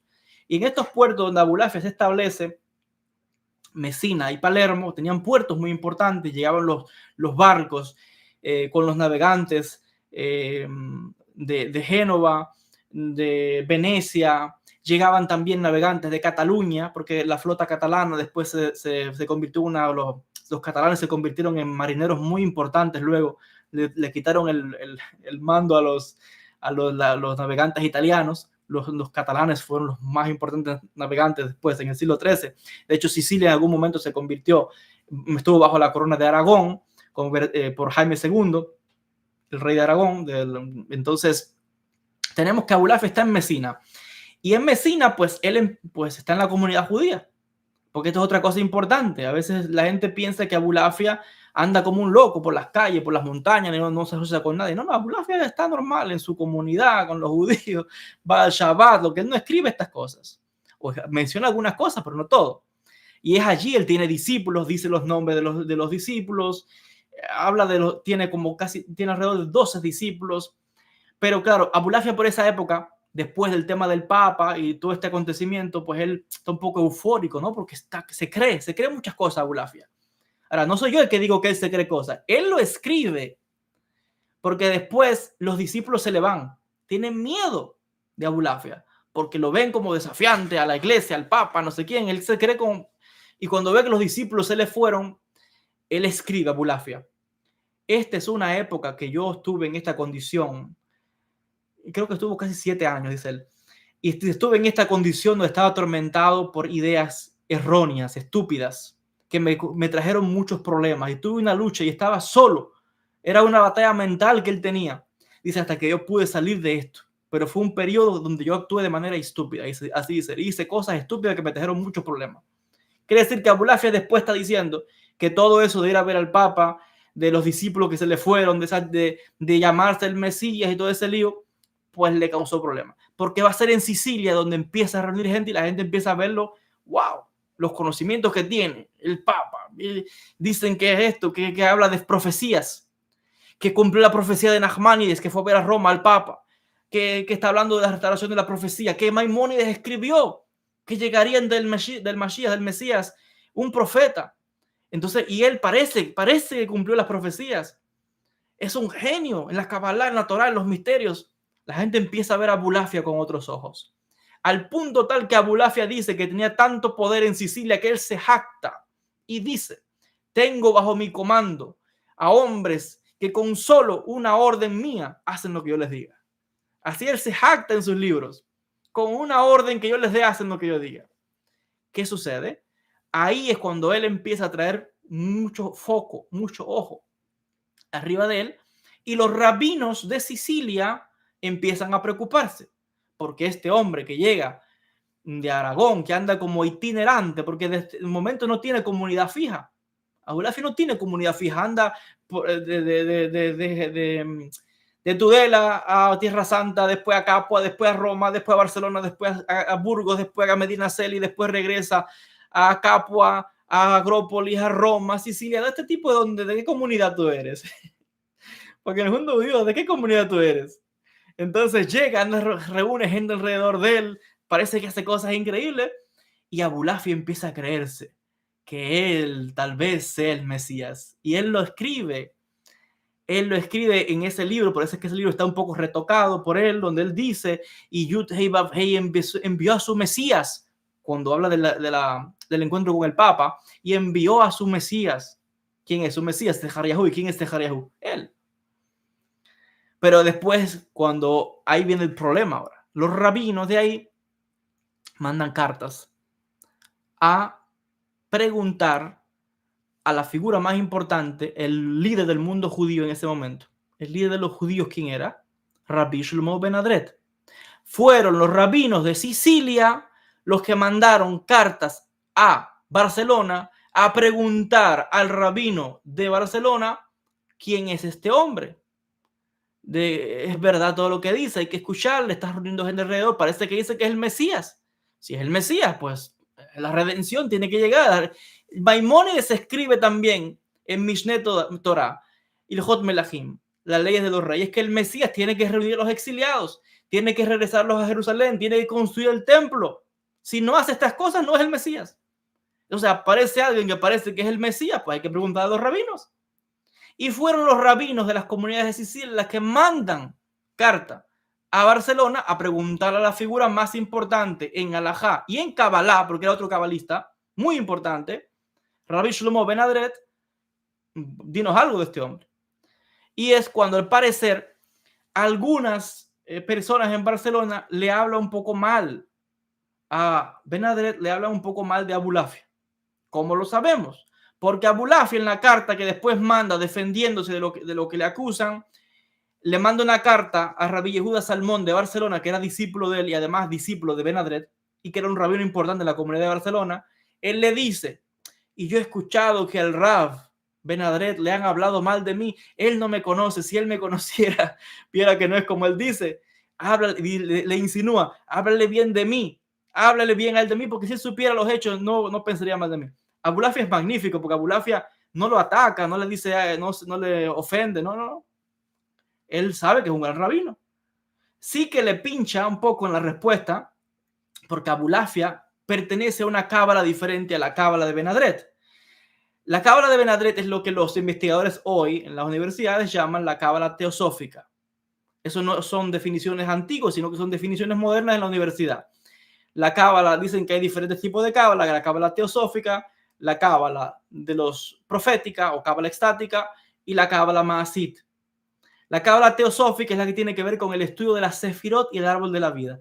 El árbol de la vida se creó en Girona, en Cataluña.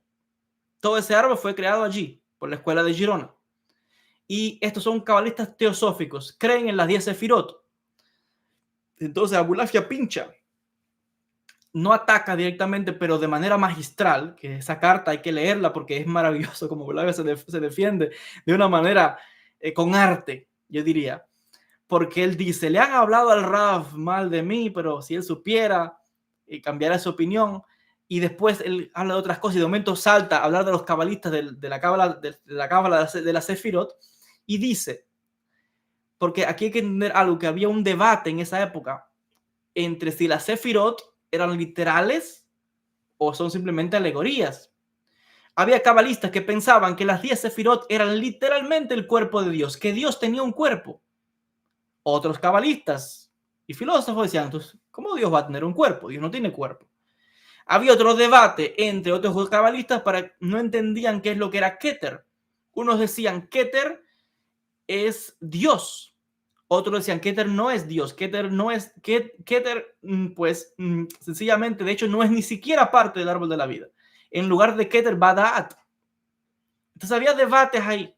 La Sefirot es Dios, no es Dios. Keter es Dios, no es Dios. Es el Ensof, no es el Ensof. Había revuelo ahí. Y Abulafia pincha a Ben Adret. Y claro, no es a Ben Adret. La carta se la mandó a su amigo, pero él sabía que su amigo se le iba a decir a Ben Adret, porque era también discípulo de Ben Adret, y le dice, porque hay unos cabalistas te teosóficos que creen en la Sefirot, son peores que los cristianos que creen en la Trinidad. Estos creen en 10, dice él. Y dice, bueno, les dice unas ofensas que son peores que los idólatras, que no sé qué. Pero claro, eso es un pinchando a Ben-Hadret, que era de la cábala de la Sefirot. Ahora, no es que Abulafia no creía en la Sefirot. Abulafia creía, por supuesto. Dice Abulafia, la Sefirot es el principio de las cosas. Pero para Abulafia, la cábala de los nombres de Dios era superior a la cábala del árbol de la vida. El árbol de la vida es una cosa básica, pues, para empezar en la cábala. Pero por arriba de eso está la cábala de los nombres de Dios, las letras hebreas, ahí donde se dobla la profecía, la conexión, la Debekut con Hashem. Entonces, pues había encontronazos. Eso es otro tema. La Abulafia, ahí estamos viendo un encuentro entre dos escuelas de cábala, unos contra otros. Entonces, ¿qué sucede? Como les decía, los rabinos de Sicilia mandan cartas a Barcelona. En Barcelona, Abulafia dice que le han hablado mal a Ben-Hadret de mí. Y dice que la carta que manda Ben-Hadret, pues es sencillamente, es verdad que es un poco fuerte. Yo he leído la carta de Ben-Hadret en hebreo.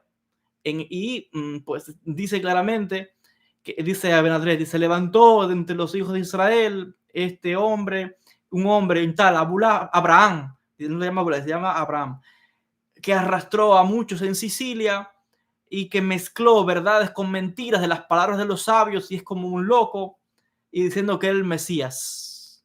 Ahí dice, diciendo que era el Mesías. El conflicto con Ben-Hadret no es si Abulafia enseñaba cábala o no enseñaba cábala o que no enseñe cábala.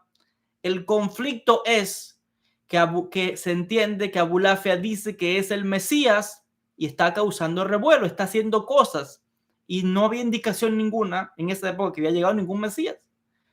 Entonces volvemos aquí a desmitificar mentiras que estamos escuchando en las redes porque no están estudiando los textos. La carta de Ben-Hadret está en los textos hebreos que tengo aquí atrás de mí. En la introducción a Hayej Haolam Haba está ahí claramente que él dice porque se hizo llamar Mesías. No dice que porque enseñaba cábala. Entonces estamos repitiendo mentiras que Abulafia se pusieron a él porque enseñaba cábala. ¿Dónde está eso en los textos? Como ya decía, no fue que Ben-Hadret, fueron los rabinos de Sicilia los que mandaron carta a preguntar al rabino más importante, aquí está pasando esto, digan una opinión. Y él responde, que mezcló palabras de los sabios con verdad, con falsedad, que está como un loco, que dice que es el Mesías. ¿Por qué está loco? Porque dice que es el Mesías. Porque no es el Mesías, no hay Mesías todavía.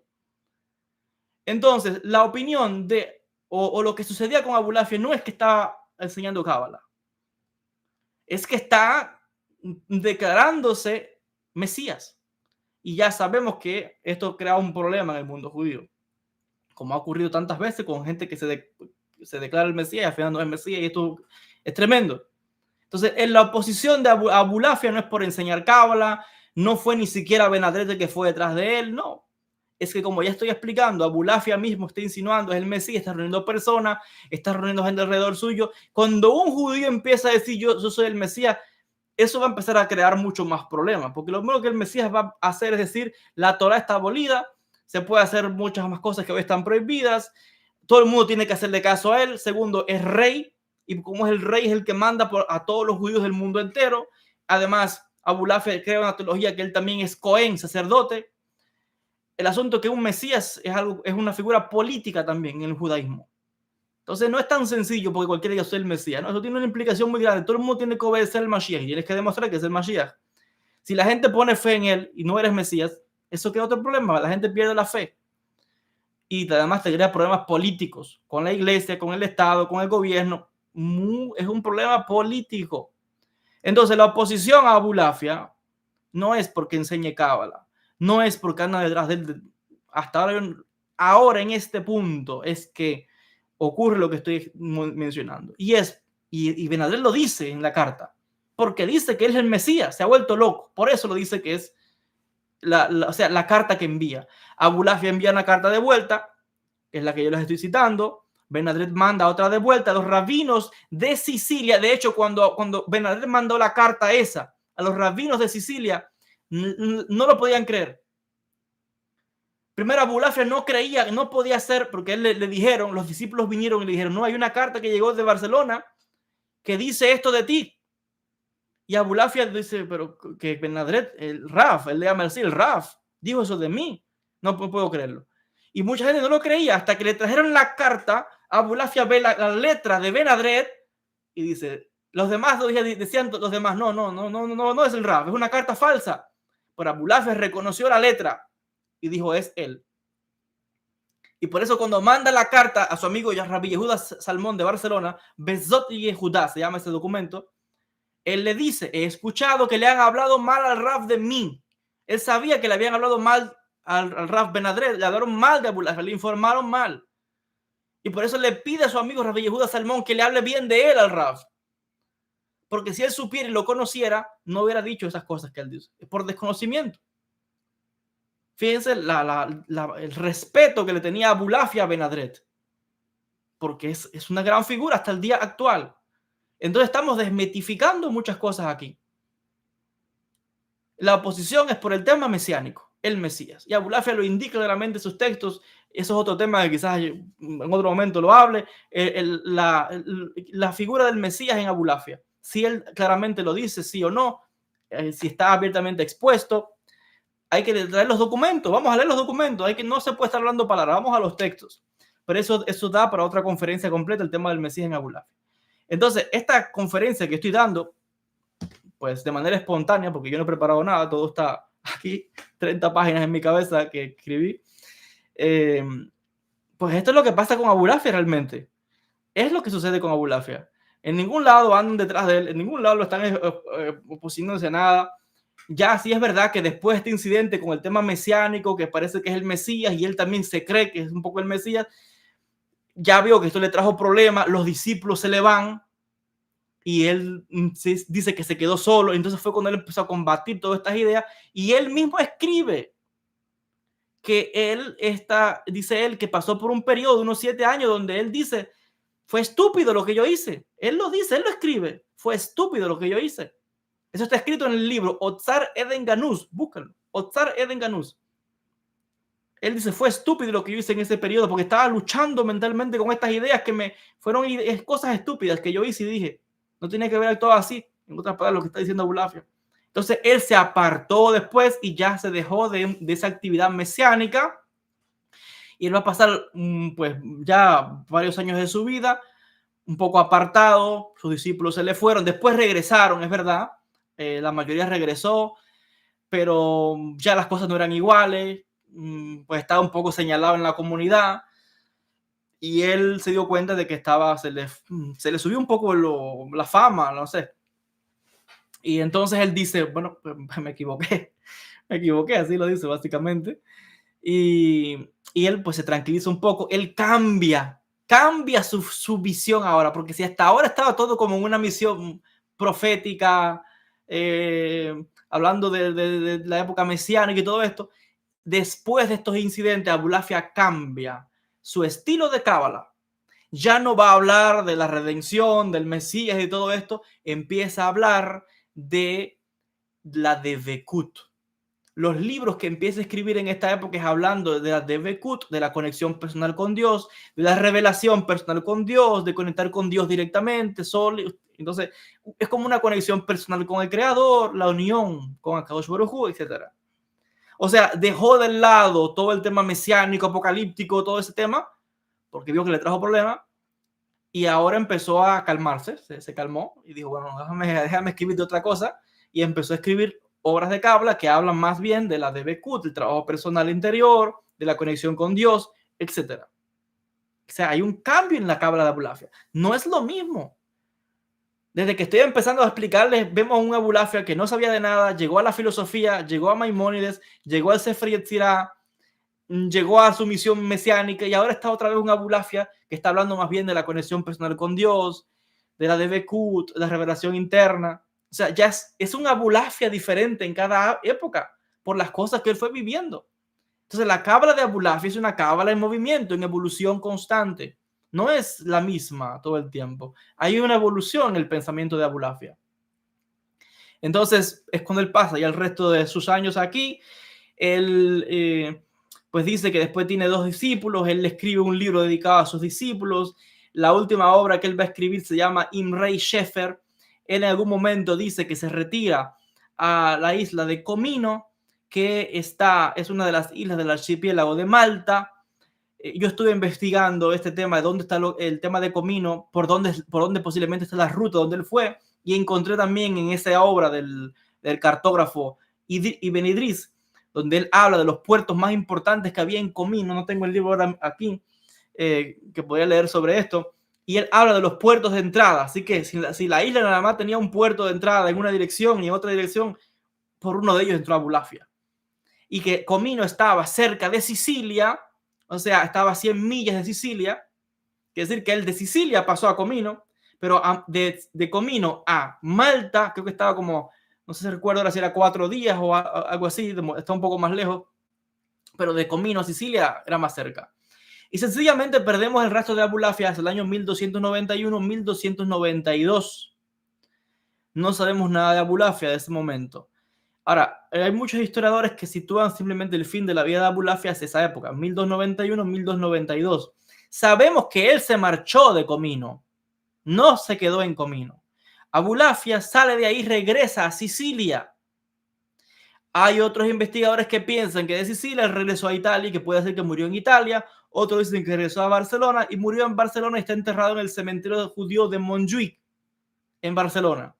Pero eso son especulaciones, no hay evidencia de eso. Lo que sí sabemos es que él sale de Comino y regresa a Sicilia. Entonces, mi conclusión o mi investigación como historiador es que probablemente Abulafia murió en Sicilia, no en 1292, sino que quizás algunos años más tarde. No sabemos. Dicen que lo ponen la fecha, ¿no? En que muere en 1291, 1222, pero eso es porque no sabemos nada de él. Pero porque usted no sepa nada de alguien no significa que murió en esa época, porque el último libro que escribe fue Imre Schaeffer, 1291, 1292. Porque alguien escribe un último libro en ese año, no va a decir que ya murió en ese año, si no publicó más nada. A lo mejor murió más tarde, solo es que no lo sabemos. Entonces no se puede decir que Abulafia murió en 1291 o 1292. Es que como no escribió más nada, es como que yo no publico nada, publico un libro de este año y no publico más nada de aquí a 10 años. No es que yo me morí, porque no, es que no hay más evidencia, ya está. Entonces, yo sospecho, según mis investigaciones, esto no está escrito en ningún lado, pero yo sospecho que, y de hecho lo voy a incluir en la tesis, que Abulafia tuvo que haber muerto en Sicilia y que probablemente está enterrado en el cementerio de la ciudad de Mesina, que es donde él estaba más asentado. Si no está en Mesina, debe estar en Palermo. Sospecho que en Mesina. Pero esto ya es una conclusión mía, según mis investigaciones. Si Dios quiere, ojalá que un día pueda ir a Sicilia. De hecho, yo pensaba ir ahora, en este mes, porque hay un profesor que invita a la universidad, uno de mis profesores de historia, es arqueólogo y además es de Sicilia, es siciliano, y me ha invitado a que vaya a Sicilia a hacer excavaciones en una villa romana. Y pensé aprovechar esa oportunidad de hacer excavaciones arqueológicas para ver algo de la comunidad judía y ver si había algo, a ver si encontraba la tumba de Abulafia. Pero lamentablemente no voy a poder ir en esa expedición, que ya empezó, pero no voy a poder ir, así que bueno. Pero mi teoría es, según mis conclusiones de las investigaciones que he hecho, es que Abulafia debe haber muerto en Sicilia y que debe estar enterrado en el cementerio de la comunidad judía de Mesina. Vamos a ver, ojalá que tenga el mérito quizás en algún momento de hacer alguna expedición y tal vez encontrar algo, no lo sé. Tal vez murió en otro lugar, también puede ser, no lo sabemos, pero sospecho que puede ser que allí esté en Sicilia Abulafia, que era el centro principal de su cábala. De hecho, toda la cábala de Abulafia solamente se desarrolló en Italia y en Sicilia, no en España, porque después de estos acontecimientos que les estoy describiendo, pues entonces hubo un jerem, un ban, una posición, una proscripción de la cábala de Abulafia en España. Y por eso es que en España no se estudió, ni se conoce, nunca se conoció la cábala de Abulafia. Porque después de esto vino ya, bueno, otra época, las matanzas judías, la comunidad de Barcelona se aniquiló completamente en el año 1391 con las matanzas bueno, por las prédicas de los monjes católicos que sentieron a la gente que atacaban la judería y mataron a toda, masacraron a la comunidad de Barcelona y desapareció la comunidad de Barcelona. Entonces, pues sencillamente, vuelvo a decir, no sabemos, volviendo al tema de Abulafia, dónde está enterrado Abulafia. Pues realmente yo sospecho que tal vez en Mesina, tal vez en Sicilia, habría que investigar, les decía. Es todo lo que de momento puedo comentar sobre este tema. No sé si da tiempo o si quieren que hablen. Llevamos 1 hora y 40 minutos. No sé si quieren que les hable de... Claro, porque en esta época no es solamente Abulafia el que anda predicando en el mundo judío. Abulafia, otra cosa muy importante es que le estaba explicando que la cábala de Abulafia no se desarrolló en España porque había un jerem, una prohibición. La cábala que se desarrolló en España para esta época es la cábala de la Sefirot, del árbol de la vida. La cábala de Abulafia se desarrolló en Italia, en Sicilia, en el Imperio Bizantino. Y fue la cábala que reinó por casi 200 y hasta 400 años después de la muerte de Abulafia. Y después pasó a la Tierra Santa con Rabí Isaac de Acre y fueron los que difundieron. Después también en Jerusalén con Rabí Yehuda al-Botini, que fue otro también de los seguidores de la cábala de Abulafia. Después en el siglo XVI con Rabí Moshe Cordovero, que habla de Abulafia. Rabí Jaim Vital habla de Abulafia también. Y lo llaman, pues a él lo llamaban el vidente. A Rabí Abraham Harroé, el vidente. Así que él mismo lo escribe en los libros. Abraham Harroé, el vidente, le decían. No era tampoco el único, porque mirando los manuscritos, Abulafia mismo habla de que había en Castilla un tal Rabbi Shmuel, también el profeta. Abulafia mismo escribe que había otros profetas en la época de él, que en Castilla había otros llamados profetas. Entonces, él no era el único tampoco que estaba con este movimiento, así que había otra gente que estaban en lo mismo que él estaba, solo que él fue un poco más, ¿no?, más brillante, no lo sé, cuestiones históricas. Pero fue en Italia, en Sicilia y en el Imperio Bizantino, Grecia, y después en la Tierra Santa, donde la cábala de Abulafia se desarrolla. En España no dio chance a eso, porque después, les digo, vienen esas persecuciones, esas matanzas, la expulsión, no dio chance a la cábala de Abulafia. Y por eso es que los cabalistas que tuvieron que salir de España y de Portugal, cuando llegaron a Italia, se encontraron que en Italia había una cábala diferente a la de ellos. ¿Y cuál era la cábala que había en Italia? La cábala de Abulafia. Y hubieron también encontramientos entre los cabalistas españoles contra los que estaban en Italia, que seguían la cábala de Abulafia, porque la criticaban y decían que no estaban de acuerdo. Y esto es normal. Hay muchos documentos y sabemos de la historia que había desacuerdos entre los cabalistas y hasta hoy sigue habiendo desacuerdos entre los cabalistas, porque hay escuelas que son diferentes. Entonces, pero es muy curioso que fue en el Imperio Bizantino, en Italia y en Sicilia donde se desarrolló la cábala de Abulafia. Y solamente ahí pudo desarrollarse porque Italia en el Renacimiento era más abierta a otras ideas, a la ciencia, a la filosofía, que en la península ibérica, para esta época, específicamente en Cataluña, que era un poco más rígido con la halajá, etc. Y además porque tenían prohibido el estudio de la filosofía. En Italia, un poco más lejos, la gente era más libre. Y donde hay libertad, pues florece un poco más el conocimiento. De hecho, Italia, la cábala italiana, es donde está el centro donde tenemos de los manuscritos cabalísticos más importantes del mundo que tenemos hoy, vienen de Italia. Y donde había no una cábala, había muchos sistemas cabalísticos, diferentes escuelas de cábala. Eso quizás es otra conferencia, ¿no? Los diferentes sistemas de cábala que había en Italia. Fue un recipiente de muchas escuelas, de sabios, de intelectuales. El Renacimiento fue algo maravilloso. Entonces, tenemos que, pues, va a ser en Italia, Sicilia, Grecia, Tierra Santa, donde la cábala de Abulafia florece.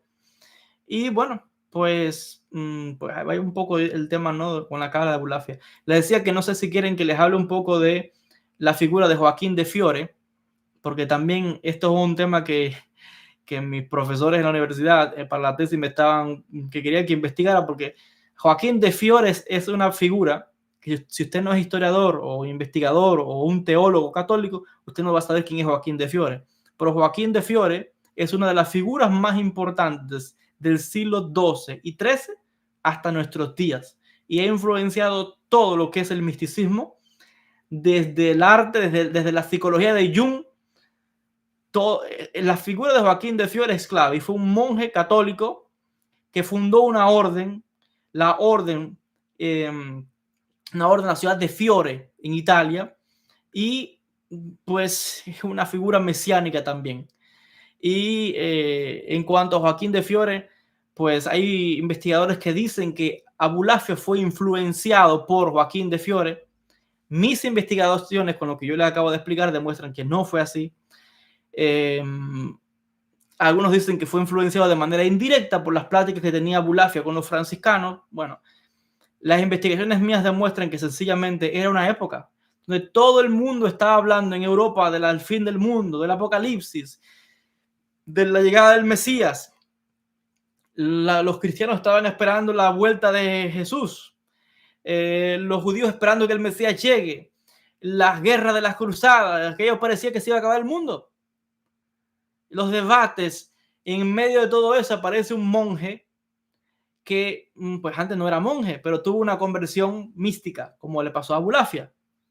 En el año 1219, creo, si no recuerdo mal, va en peregrinación Joaquín, pues a Tierra Santa, a Jerusalén, y en Jerusalén tiene una conversión espiritual y se da cuenta que llevaba una vida de pecado, una vida que no era la correcta, y él se transforma y tiene una conversión al cristianismo, pues a práctica cristiana católica en este caso. Y él regresa pues con la intención de cambiar las cosas. No quería solamente el cambio en él, sentía que tenía que reformar la Iglesia Católica, porque entendía que la Iglesia Católica pues había mucha corrupción. Eso es otra historia, es otro tema, ¿no? Las corrupciones en la Iglesia Católica.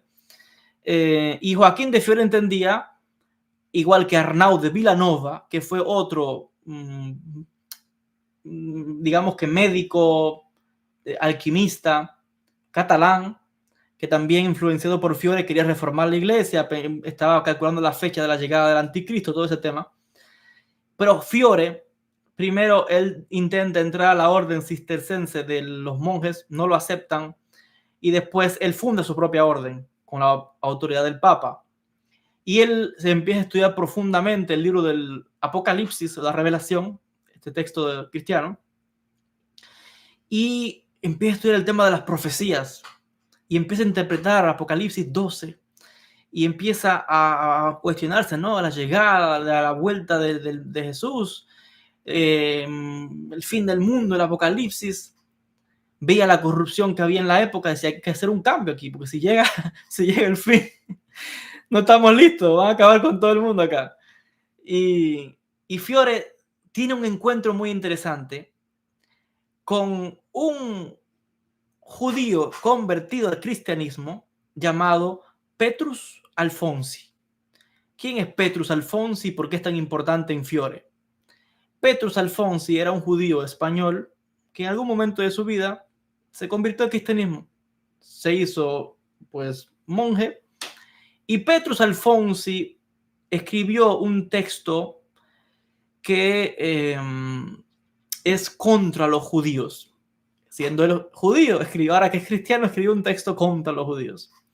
Y en ese texto, contra Judaeorum, se llama en latín, Petrus Alfonsi habla del secreto del nombre de Dios Yud-Hei-Vav-Hei, que está en los textos judíos en un libro que se llama Secretum Secretorum, o el secreto de los secretos. Dice que él leyó un libro judío, que en ese libro hablaba del secreto del nombre de Dios Yud-Hei-Vav-Hei, pero que ese nombre de Dios Yud-Hei-Vav-Hei se podía dividir en una raíz de 3 letras. Yud-Hei-Vav, y es verdad.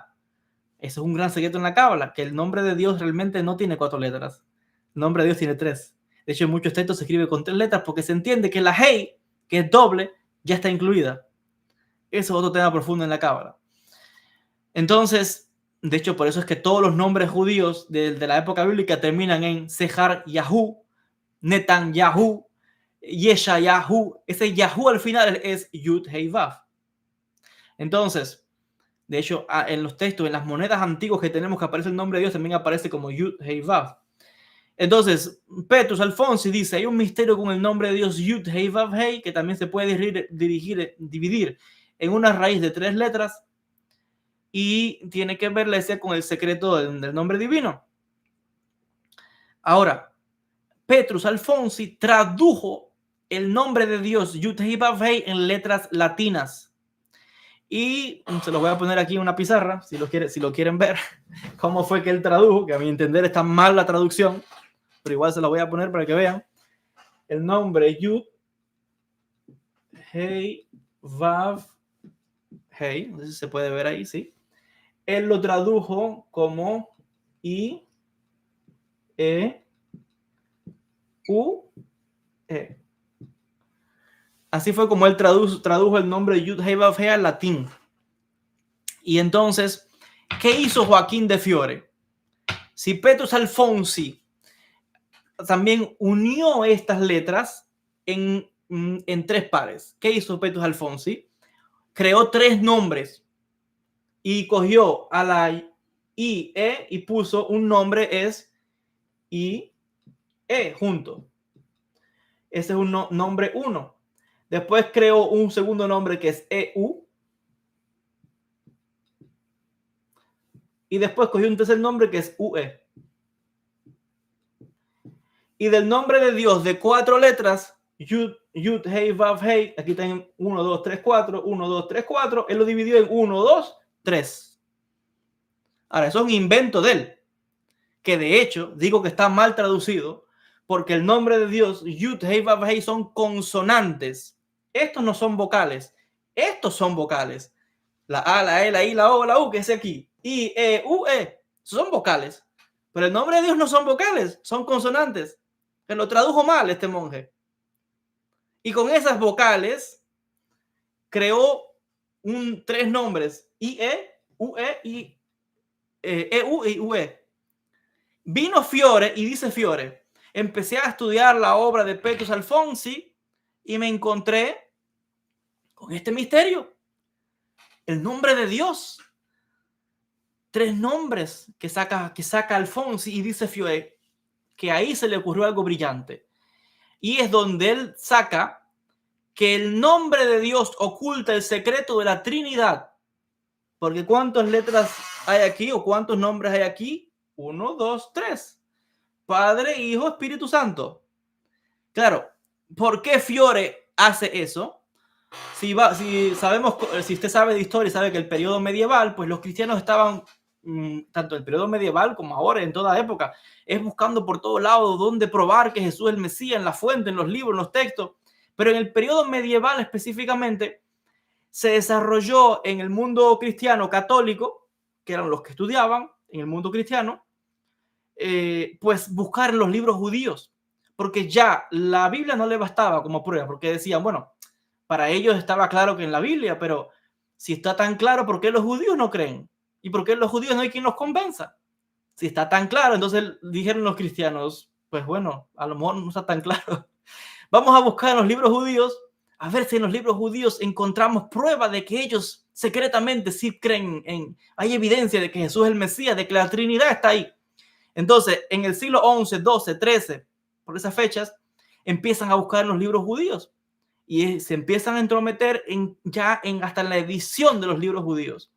Y fue cuando ocurre también la famosa disputa de París en el año 1221, cuando el rabino de París, Rabbi Yehiel, se enfrentó a Martín, creo que era, de apellido. Es otra historia. ¿Por qué debaten rabinos judíos contra ex judíos? Claro, ¿quién mejor para debatir que el cristiano ponga a debatir un judío contra judío? Porque este que era judío y ahora es cristiano, es el que sabe hebreo, es el que sabe el Talmud, es el que sabe todo. Entonces, el que van a poner a debatir es el que sabe. No pueden debatir uno que no tiene el nivel. Entonces, el punto es que en esa época se desarrolló en el mundo católico buscar en los libros judíos, no evidencia, hay que probar que Jesús es el Mesías. Empezaron a buscar en el Talmud y encontraron texto y dicen, mira, aquí prueba. Bueno, son una serie de debates. Después buscaban en el Zohar también está, mira. Y encontraron, según ellos, a Jesús, a la Virgen, al Espíritu Santo y a todo el mundo. Entonces había un movimiento ahí buscando evidencia en los textos judíos, a todo lo que pareciera de que evidencia, de probar algo, ¿no? de la validez del cristianismo. Y por eso habían debates y todo eso es lo que pasaba en la época medieval, tema para otra conferencia. Entonces viene Fiore y dice, oye, 3 letras. Pues qué mejor, si son 3 letras, Padre, Hijo, Espíritu Santo, todo resuelto, perdón. 3 letras, Padre, Hijo, Espíritu Santo, la Trinidad. el nombre de Dios, Yud-Heh-Vav-Heh, guarda la Trinidad, dice Fiore. Claro, ¿dónde está el problema de Fiore? Que esto no es el nombre de Dios, Yud-Heh-Vav-Heh. El nombre de Dios de estas letras, que yo las puse en letras latinas para no escribirlas en hebreo, porque siempre casi siempre se pueden escribir así, aunque también se puede escribir de otra forma, pero bueno. Ya acabo de explicar que Alfonsi tradujo mal esto, porque estas son consonantes y él tradujo vocales. O sea, no tradujo el nombre bien. Y ya al unir esto, que no sé por qué se ese invento él, pues está todo ya empezamos mal. Y Fiore construyó una teología encima de eso. Y fue cuando él ideó y dice, bueno, pues el nombre de Dios oculta el secreto de la Trinidad. Pero Fiore, y esto tengo que admitírselo, de que él quizás tuvo una buena intención porque hizo otra cosa más que me parece brillante, y es que él fue un poco más tolerante con los judíos hasta ese momento, porque Alfonsi no quería saber de un judío, escribió contra Judeorum, bueno, era terrible lo que pasaba, pero Fiore era un poco más suave, decía, sí que creía de que antes del fin los judíos como pueblo, todos a la vez se iban a convertir al cristianismo, que claro, decir cristianismo es decir catolicismo, que es lo que era el católico, que era la religión que predominaba en ese momento en toda Europa, quizás todavía, no lo sé. Entonces, para Fiore, él entendía que los signos de la llegada del apocalipsis o del fin del mundo estarían marcados por la conversión en masa de todos los judíos. Entonces, él era un poco más, no era tan agresivo, vamos a decirlo, ¿no?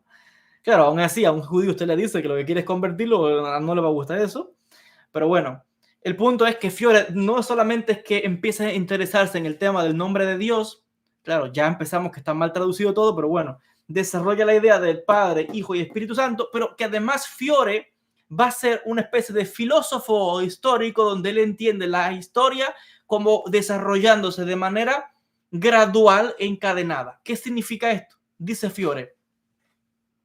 La época todo indica que va a la revelación, al apocalipsis, a la llegada, la vuelta de Jesús, todo, ¿no? La era mesiánica.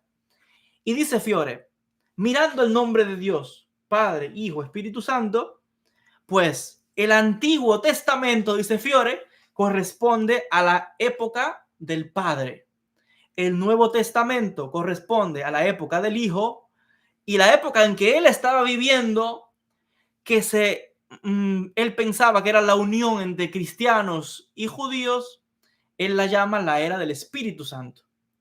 Entonces, es como una progresión del tiempo, donde según el entendimiento de Joaquín de Fiore, pues la historia es gradual. Y él crea un diagrama de 3 círculos concéntricos con este nombre, donde él básicamente lo que hace es mostrar, a ver si los puedo dibujar aquí, pues él lo que hace es como 3 círculos unidos, básicamente. No, a ver si tengo un poco de arte al escribir esto. Aquí están, a ver. Ahí están. Bueno, como pueden ver, los ciclos están encadenados. Es un poco así, no creo que, no sé si lo hice bien o si Fiore ponía las letras entre estos, no recuerdo muy bien ahora, pero básicamente eran 3 círculos donde conectaba esas 3 letras y está significando, según lo que él llama la historia la divide en 3 partes. La época del Antiguo Testamento es la época del Padre, la época del Nuevo Testamento es la época del Hijo, y la época que él vivía en esa época, en el siglo XIII, donde él entendía que el fin está aquí. Ya, el fin está aquí en el siglo XIII. Ya, lo que falta es nada, punto de nada. Mira que lo vas a ver que viene. Esa es la época en que la gente vivía en ese momento. Todos, los judíos también, pero con otra creencia. Pero todo el mundo creía que el fin ya estaba ahí. Abulafia habla también de Hayej Olam Haba, el fin, la llegada era mesiánica. Todo el mundo estaba esperando. Y Fiore entiende de que, bueno, creó una teología. Esa teología le costó problemas porque después la iglesia lo declaró hereje y otras serie de cosas. Se enfrentó al Papa y le dijo que era un corrupto, se enfrentó al clero y también dijo un montón de cosas. Y los reyes en un momento vinieron a verlo y a pedirle, ¿no? Porque pensaron que Fiore era un profeta, porque está anunciando que va a haber una conversión de los judíos. ¿Pues quién predice eso? Un profeta. Y pensaron que era un profeta también y vinieron políticos, reyes a pedirles consejos a Fiore. Entonces el hombre pues tenía también una influencia. Y Joaquín de Fiore les decía, vivió un poquito antes de Abulafia. Él vivió en el 1118 al 1208, creo, algo así. 1208, creo, sí. 1208 fallece y tenemos que, pues, vivió antes de Abulafia. Abulafia nació en 1240. Y por eso hay algunos investigadores que piensan que hay una influencia de Joaquín de Fiore en Abulafia con esa idea de la profecía, de la época de la edad mesiánica que está llegando, de predicar, de dar este mensaje. Pero como yo acabo de demostrarles en toda la conferencia que he dado, no hay ninguna influencia de Fiore en Abulafia. Abulafia, todo lo que él saca, lo saca de la tradición hebrea, lo saca de Maimónides, de Nachmanides, de todos los textos judíos. Al contrario, Fiore fue el que cogió todo esto del mundo judío, y él mismo lo admite en los textos. Dice, yo tomé esto de Petrus Alfonsi, que lo sacó de un judío. Y dice Fiore que él fue a conversar con un rabino judío y tenía debates y conversaciones con él. Le preguntó esto: ¿es verdad que en el judaísmo existe el nombre de Dios, el secreto del nombre de 3 letras? El rabino le dijo, sí, pero no tiene nada que ver con la Trinidad. Eso te lo estás inventando tú, básicamente. Así le dice. Pero el Fiore tenía respeto a ese rabino, lo llamaba, le usaba una expresión en latín, a ver si la puedo recordar, veritísimos hebraeus, decía. Hablaba de esta persona que era un erudito de hebreo, de gran conocimiento, un respeto grande que tenía con este rabino, con que él iba a preguntarle ciertas cosas. Entonces Fiore está diciendo, admitiendo, que él sacó esto del judaísmo, solo que, bueno, se interpretó todo, él mismo interpretó todo esto, ¿no? De la Trinidad y todas esas cosas, que eso no está en la Cábala, no está en ningún lado del mundo judío. Este es el pensamiento de esa época, donde los cristianos católicos tomaban libros judíos y andaban buscando algo que diga, aquí pruébame que Jesús es el Mesías, que el Espíritu Santo. Todavía lo hacen, pero es para que vean cómo esto era lo que sucedía en la época, en el siglo XIII.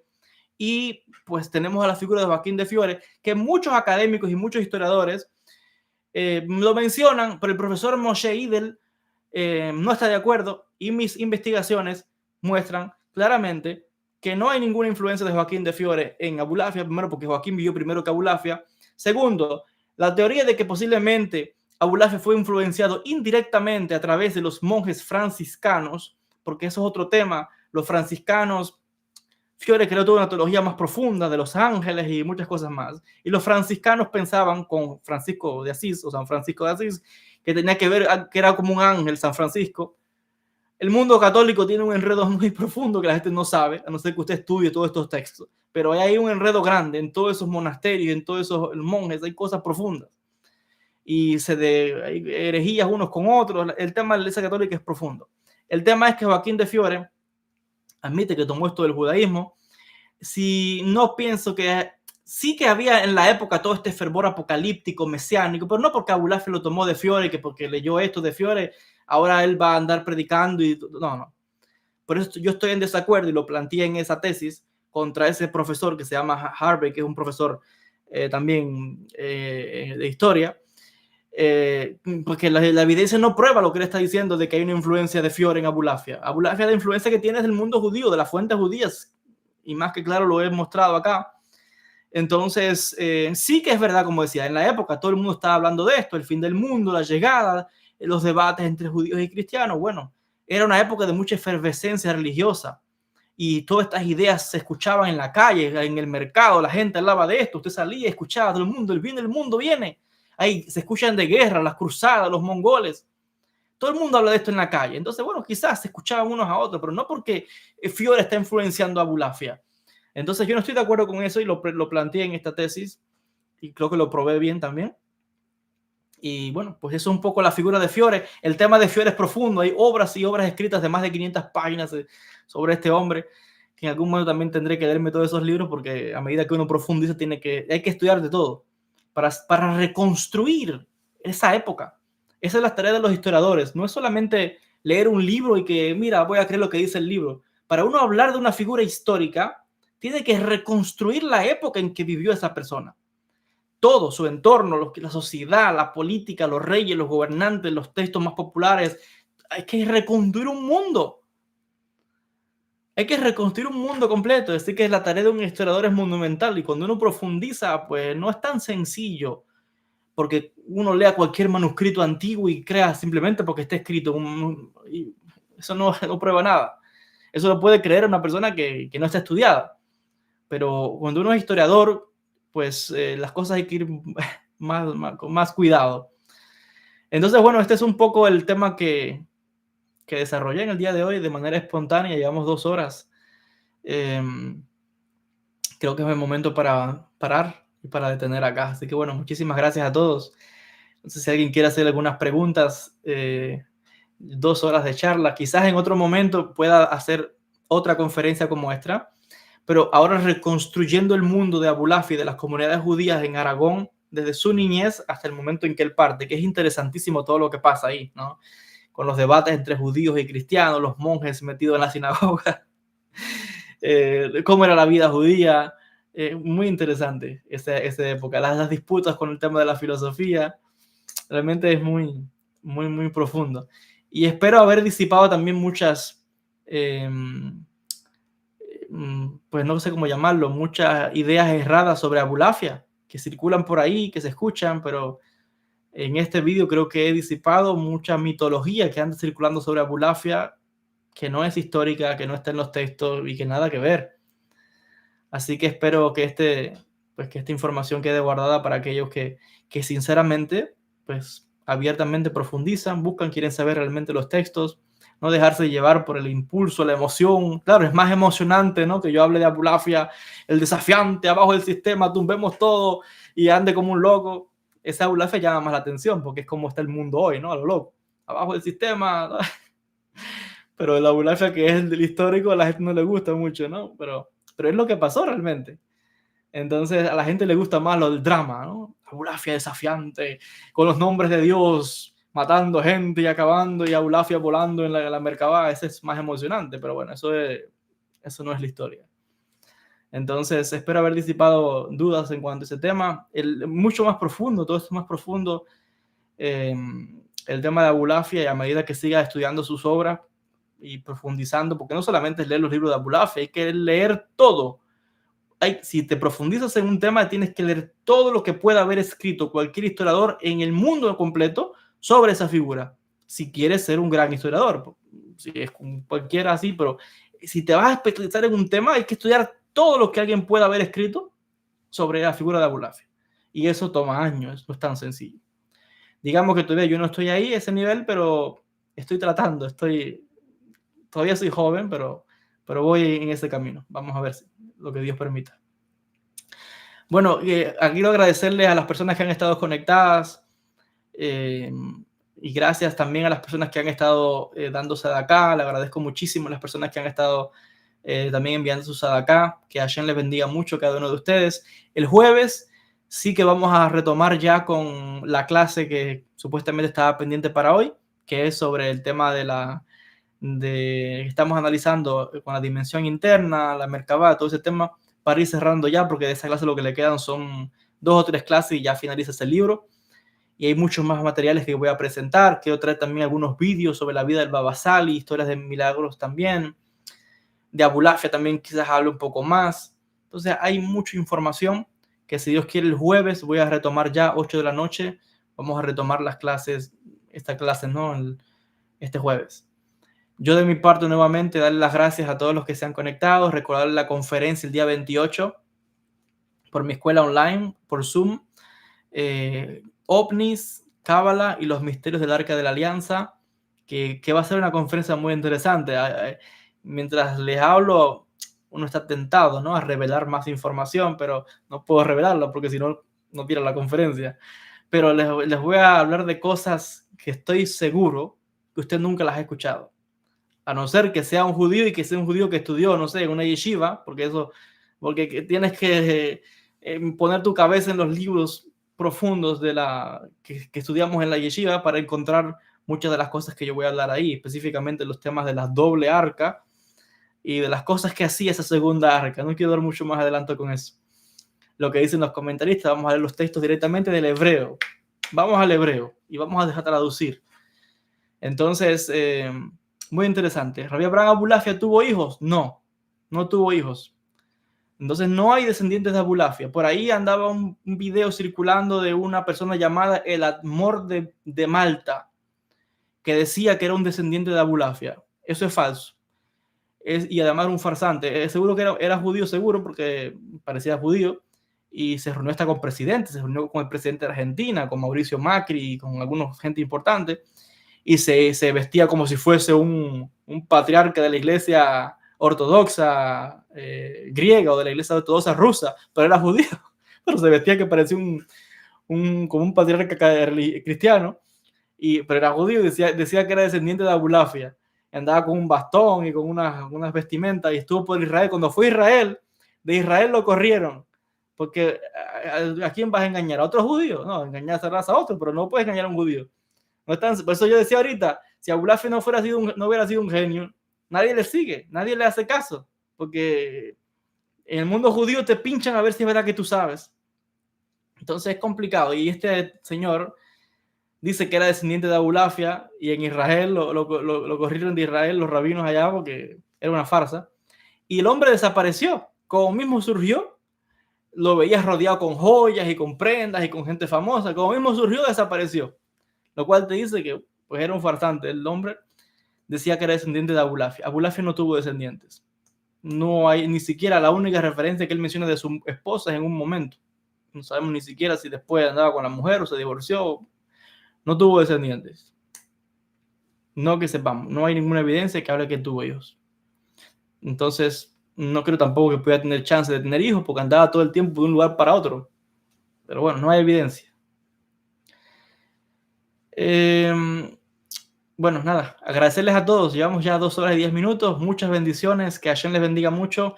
Y nos vemos este jueves, 8 de la noche. Gracias a todos. Bendiciones. Shalom a todos.